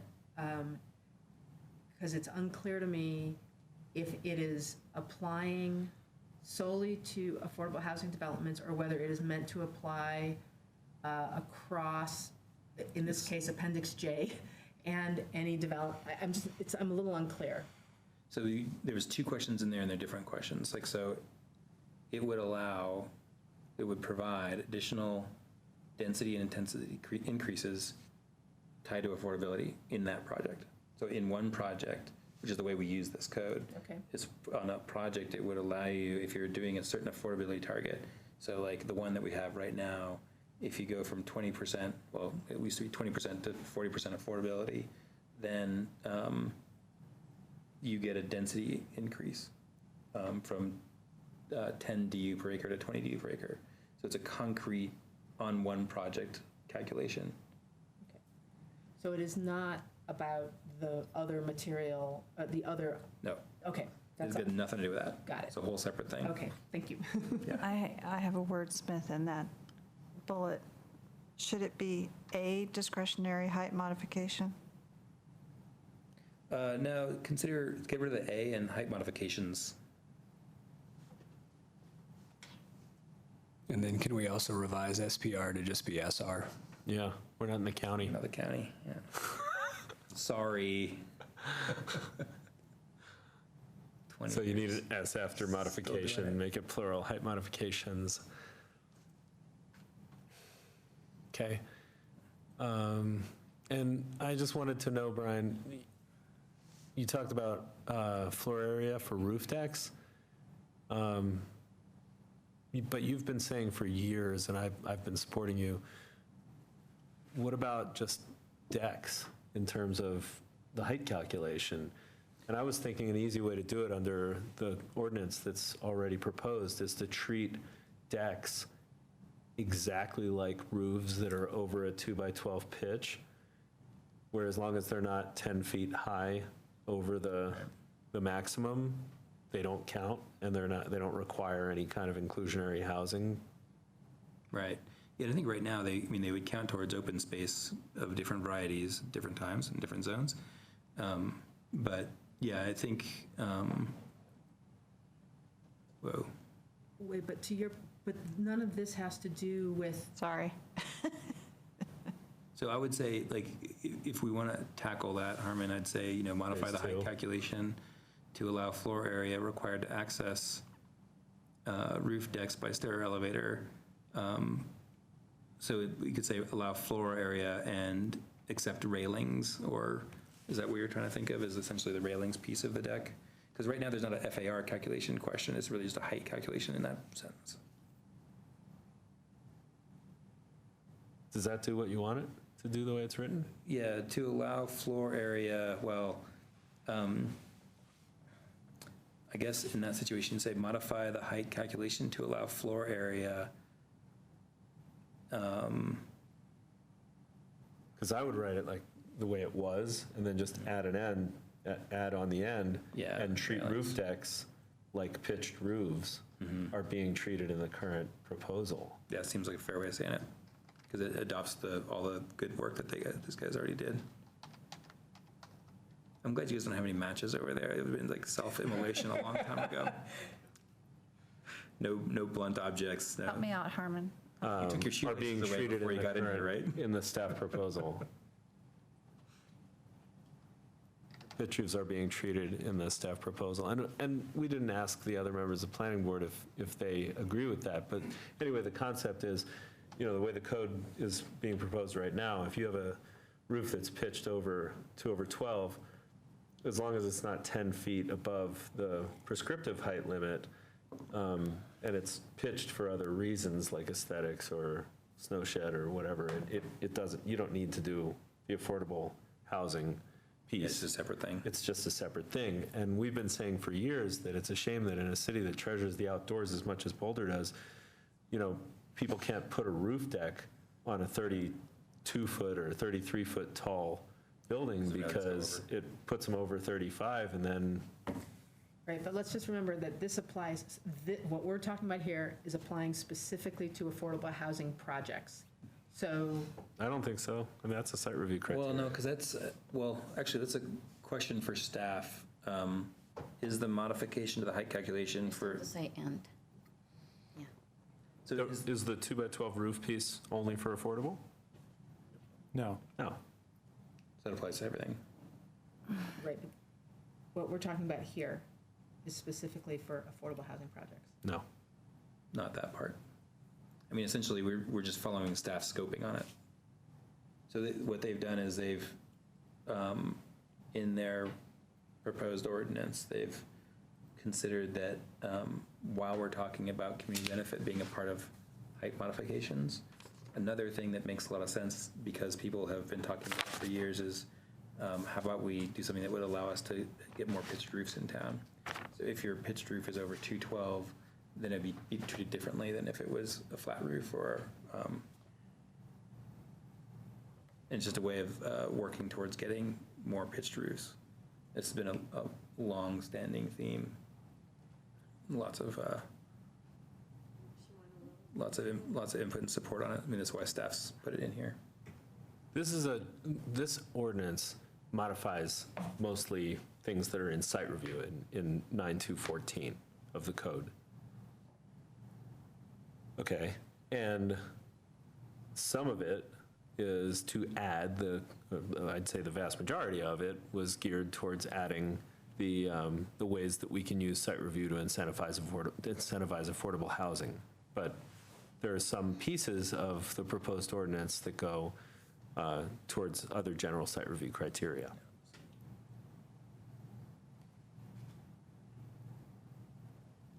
Can I say something?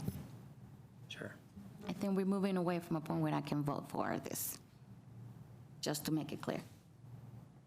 Okay, we can take it out. I just can't imagine why we wouldn't like roof decks. To get, yeah, so we would, what Who is doesn't it? like roof decks?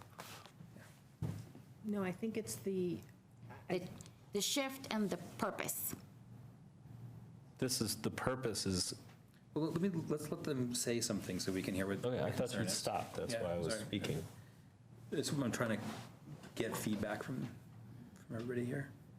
So what do you guys think about where we're at? My understanding was that we were trying to clarify some of the points that we need to move the process forward, not to establish a new criteria completely, not a new, site review process. So it has moved into encompassing everything, and this is going to be, sounds like it's going to be a final wording when we only have 4 people. And so, to me, it was more of, these are points that need to be considered as we move forward so that we have a more comprehensive and better understood process. But it was always in the context of how do we incentivize affordable housing? Now we're talking about everything else, and I am not comfortable with that because I think that there needs to be more discussion for that, something to that level. So just to respond directly to that, the intention of this is to not change the scoping at all of what the city's already doing. So we haven't changed what it's about at all by doing this. It's totally the same. I don't want to speak for Lupita, but I asked a number of times for clarification that what we were doing here was specifically speaking to encouraging affordable housing projects. And so when we get to modifying the height calculations for roof deck access, et cetera, that's not specific to affordable housing. You're actually saying it's not specific to affordable housing. You're right, and I misspoke earlier when I answered that question, because I was thinking about the broader thing. And that is the same as what the city's staff's already got in their proposal. But then we don't need it in there. Well, I'm just saying, I guess my suggestion was like, so here's just, and I don't care if we take it out, but like, because I want this to do a good job of representing what people are curious about here, and asking city council to do further work on these things, not necessarily to come up with an outcome, right? So since the cities and the stuff that council's worked on with them includes, this is basically couched in a height modification environment. So all this stuff is height modification throughout the city. So it's tying height modifications to community benefit. And at the same time, they decided to say, while we're at it, let's work on getting more gabled roof projects throughout the city. So that's kind of how that happened. And you guys could maybe speak to that a little bit more. And all I'm saying is, like, if we're trying to get like I said in the beginning of this, like if we're trying to get a more rich urban environment, and people have on this board for 7 years that I know of been talking about how do we incentivize more roof decks.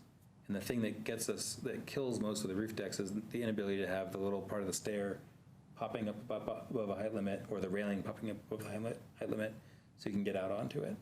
That's really the only piece. I thought, like, well, since we're doing the gable roofs, let's just talk about, or suggest to city council that they talk about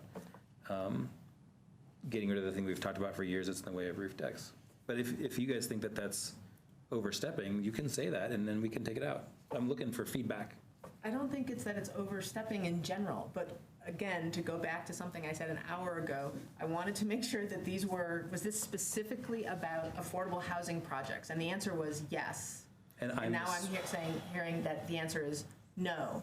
And so that makes me concerned about consider adjusting the DU acreage zone so they don't disincentivize smaller units, being something that you want to suggest to the city that to the city council that it apply across the city versus applying specifically to affordable housing projects. And so that's where I'm just trying to get clarification, and we seem to be mixing, like the first two seem to be specifically to affordable housing projects, the third is specifically to affordable housing projects. It isn't clear that the fourth bullet is specific for affordable housing projects. The fifth is definitely not, and the sixth is its own thing because it's Appendix J. So that's what I'm just trying to get clarification on. Cool. And I apologize. I didn't mean to confuse the issue. I was more thinking that when I answered that question, that the stuff we were talking about at the moment was really focused on affordable housing projects, and that nothing was changing with the other stuff, which is the same scoping the city's already had. But if you would like to add something that would make you feel like you could support this, like saying under that fourth bullet, and more de facto affordability, you could say in affordable housing projects. Like, you could Yeah, suggest so I things would that- suggest, and just, as let me put it out there, consider adjusting the dwelling unit acre zones. It seems that it's not for zones, it's, it would be the density of dwelling units in affordable housing housing projects. So it wouldn't be zones. So maybe calculations, so the DU per acre calculations for affordable housing projects? Yeah. Would that be something that you guys would be okay with? What do you think? I think that's closer to what we thought. Okay. Yeah, I don't want to blow this whole thing up, but I don't think that this artificial restriction that we can only talk to affordable housing projects works. But that's only for the, we're not, we've already said we support the concept. City council's going to explore the ordinance on its, without us giving them a recommendation. We're not voting it down. These are additional components, which, as I understood when we started on this particular part of this discussion, was we want to open it, make it easier for affordable housing projects to move forward. Specifically affordable housing projects, separate from what's the revenue stream, separate from the connection to community benefit, and that's what I was under the impression that these elements were for. But that's not what the staff proposal is all about.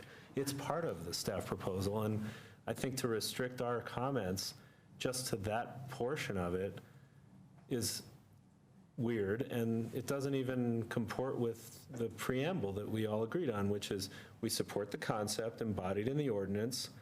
That notwithstanding, we'd like to see additional changes required to make the proposed ordinance more conforming with the comp plan.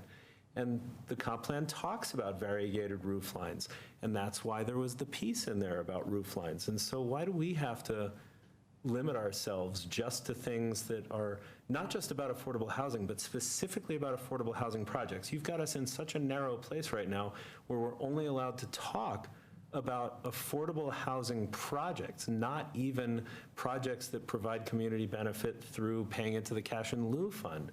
So where did this restriction come from? I have not signed on to this. The restriction came from my having asked the question, what are we referencing, what are we talking about right here? And it was affordable housing projects. If we voted on what the city staff has brought to us with the rest of the ordinance, we wouldn't have the 4 votes needed to approve it, because there are components I don't like, there are components you don't like. It wouldn't get the 4 votes needed. So this was, as I understood it, a way of saying we are not going to take a position other than we agree that the site review process the site review criteria is a tool for advancing the community benefits process project. And then the idea, as I understood it, and maybe I completely misunderstood, was that what we were focusing on right here was this question of how do we speak directly to affordable housing projects, not to the revenue stream that the community benefits program would produce. That was my understanding of what we were talking about here. This is not about, I'm not saying that we couldn't, when all of us are here and there might be actually 4 votes for it, to talk about the height calculation for all the other non-affordable housing projects that are at the core of the staff recommended ordinance. No, I don't understand why we can speak for the other 3 board members when we're talking for affordable housing project issues, but we can't speak for the other 3 board members when we're talking about the aesthetic issues that are also in the proposed ordinance. You can speak to it, but you don't have the votes, because these are the votes of people here. Right.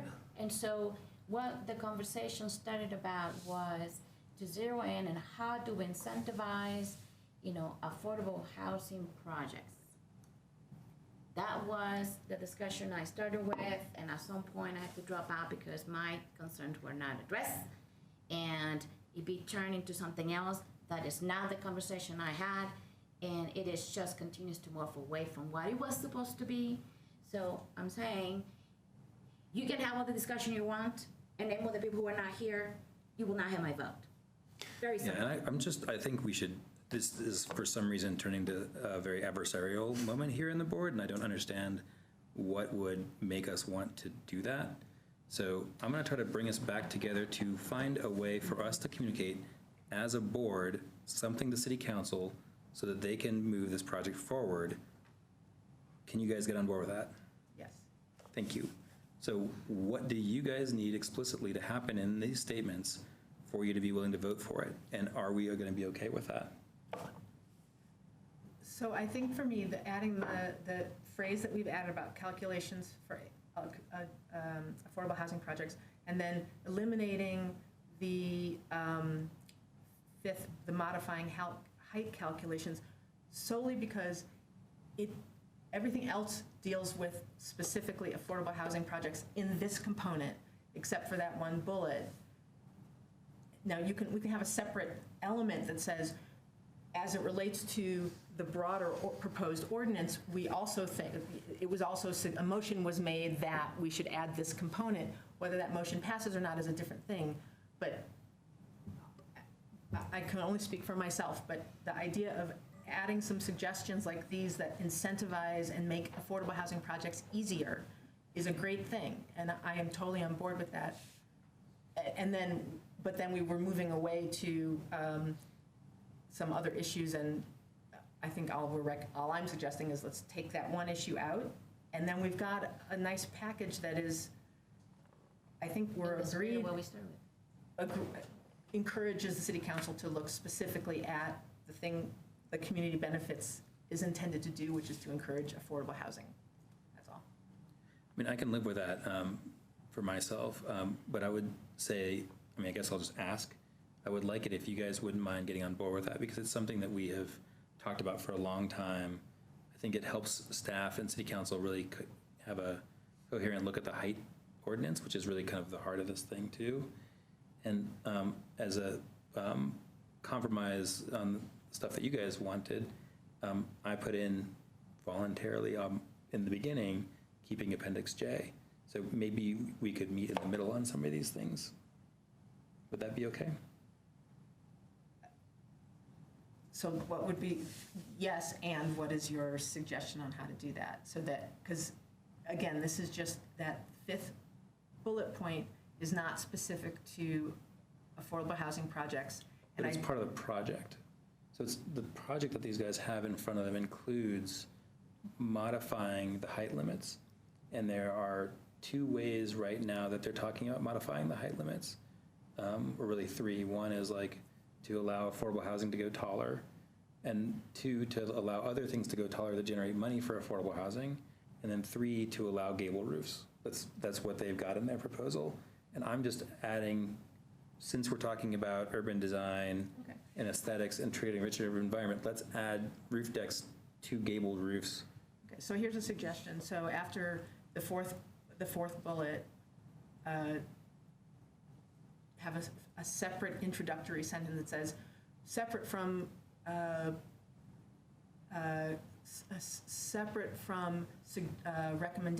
suggestions specific to affordable housing projects, the board also encourages city council to consider. That seems great. And then we've at least separated out the two.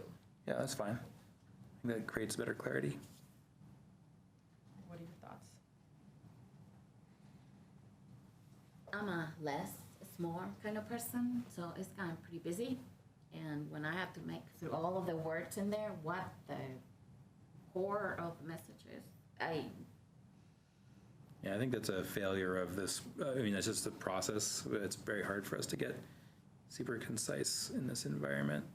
Hey, Cindy, I think that's separate from suggestions specific to AH projects. That should just be part of the bullet. Is that okay? Yeah, just put it in right in the beginning. Because the following one is. Yeah, just put that before modify. Yeah. Is that okay?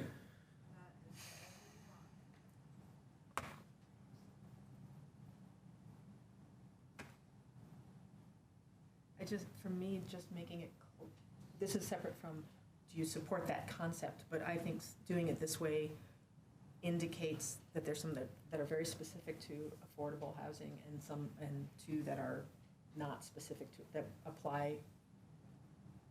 We're asking them to consider it as part of their broader discussion of the proposed ordinance.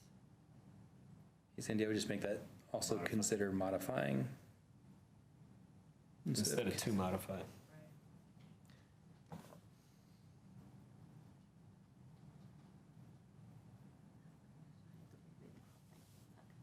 So let's give ourselves a second here to like read it and see if everybody can live with what's in there, knowing that it represents a diversity of opinions.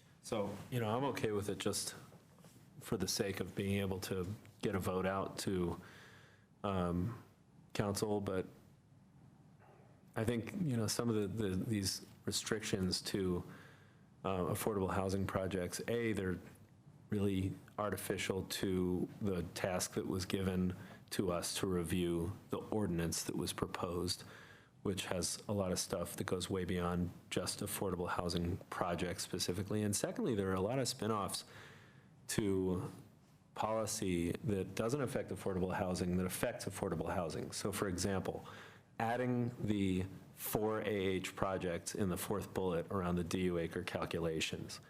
Well, I'd like to see the dwelling unit per acre calculations changed across the board, because if we have new apartment buildings that are built that are not affordable, that go under the current calculations, and we end up with a bunch of 1,800 square foot 3-bedroom units with 2 parking spots, you're going to get a lot of millionaires moving in. And that's actually going to drag AMI upward, which is going to make the definition of affordable higher, which is going to make Boulder less affordable for people who qualify as affordable. And there are citywide effects that happen based on these site review criteria, whether we're talking about affordable housing projects or not, that nevertheless affect the affordability of the city as a whole. Fair enough, but I think that what you're recommending is essentially a proposal for a upzoning of the entire city, and we haven't had that conversation. And that's I think where I get, where I'm uncomfortable with a statement such as the one you've just suggested. I think it's a legitimate conversation to have, but that's not actually the conversation we are having. So we should have it. I don't think it's under the community benefit conversation, and it's not specific to the affordable housing component of the community benefit conversation. And I think to suggest upzoning, even for a good reason, is a broader conversation. So that's when I am, that's why I'm uncomfortable with these sort of broader suggestions to City Council. I think you guys have both made your points adequately. You can leave it. Is everyone willing to move ahead with this? That's good with me. We can have a vote. I would, I guess we could have a vote and find out, but if there's something that could be done to it that would make it succeed, then that's the goal of the moment, is to see if we could do that. No. Okay, is there something that we could do to it that would make it succeed for you? No. Okay. The time for my conversation ended a while ago, and so, no. I think we're going to establish some dynamics where people are listened to when they need to be listened to, and pushing something down the road, expecting that people are going to be bulldozed into a vote that they don't want, it's just not going to work with me. I'm really deeply sorry that Lynn's, please, that's the experience you've had here, and I really hope that I have not contributed to that. Oh, yes, you did. But I would like to talk to you about it. Yeah, we can talk about after the meeting or all the day. Okay. Happy to do that. I do feel like I've tried to get feedback from everybody on the board. And if that hasn't happened even handily, I really apologize. 'Cause I really do want to make sure that everyone's heard. And my goal with this was to try to type up something that I thought represented what people were thinking. So, so I'm sorry. I was sorry a long while ago, because I know where it was gonna end up, and I was trying to avoid it. I guess it would help me if you just told me earlier, and that way I could maybe I adjust tried. things. She tried. Yeah. I think we need to learn a little bit about maybe some gender dynamics. It will be useful. Okay, I'm open to that for sure. Yeah. Okay, I guess I will go ahead and call a vote on this. All in favor? Aye. Aye. All opposed? Lupita's in opposition to that. So the motion fails, but at least it's recorded. Say again? Oh, yeah, I'll second. Yeah. Thank you. Thank you for that. Okay, well, so that brings us to the end of the public hearing item for the night. And I want to do the rest of this meeting here for sure. So Cindy, do we have any matters from staff, or staff, do we have anything going on? Do we need any calendar checks or anything like that? I just wanted to I wanted to remind everyone that we are meeting on Tuesday next week with the council. That's at what time? That's at 6 o'clock, and it will be with the council. And I did post the memo on the planning board webpage. So I know that you did get an email from Heidi, the Yeah. city clerk, Two. but I did also put it on our webpage as well, so, for your ease. Thank you. Can I just ask a question about how that meeting, I've never been part of a mixed meeting. Absolutely. So how does that work? What's going to happen is city council and planning board will all be in here at the same time. Planning board is going to be over there. Your nameplates will be up there. We'll have everything ready for you. Dinner will be ready early, so we'll have dinner all ready for you. You can eat with city council and everything beforehand. And then city council and planning board will conduct business. City council knows that you are going to be here after they leave, so they're planning on being concise and fairly quick, because they know that we're going to have a long evening. So that is what I've been told. So, and then city council you'll have a robust conversation, and city council will excuse themselves, and then it will be in your hands to make a recommendation. Okay, so there's a public component. Public hearing, yes. And an ordinance that will be asked to respond to an ordinance? No, it'll just be a motion. A motion. Of the final plan. Okay, Yeah. all right. And then typically, when you have two bodies, you have two chairs, so that part can feel a little awkward at times. So typically, when we have joint meetings with the council, the mayor will still run the meeting. And then the way that I've seen it be most successful in the past is if planning board members still work with the planning board chair for recognition, and then the planning board chair will work with the mayor in terms of the dynamics of the meeting. So kind of your flow will work very similar to normal meetings, except there'll be an added component of then working with the mayor to facilitate Q&A and that sort of thing. Yeah, I'm It's happy. kind of like sitting at the children's table, but different. I'm happy to do it in whatever way you guys think is best. In the past, we've done, council, planning board, and then I've just sat next to the mayor so that we can do that together quietly, and it's pretty easy to do it that way. So if that's what you guys are intending, that works pretty great. And then Not a big power struggle.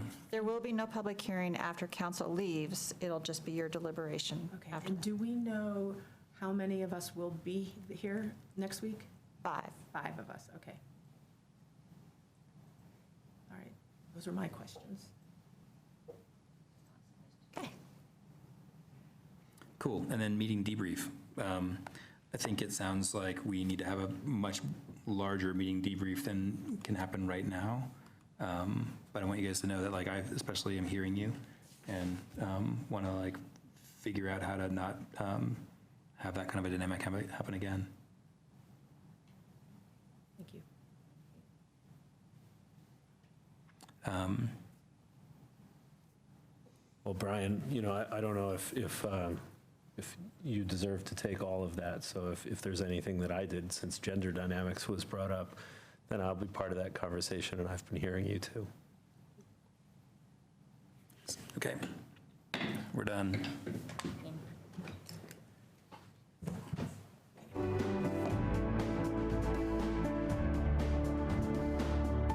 Live from Paris, on France 24.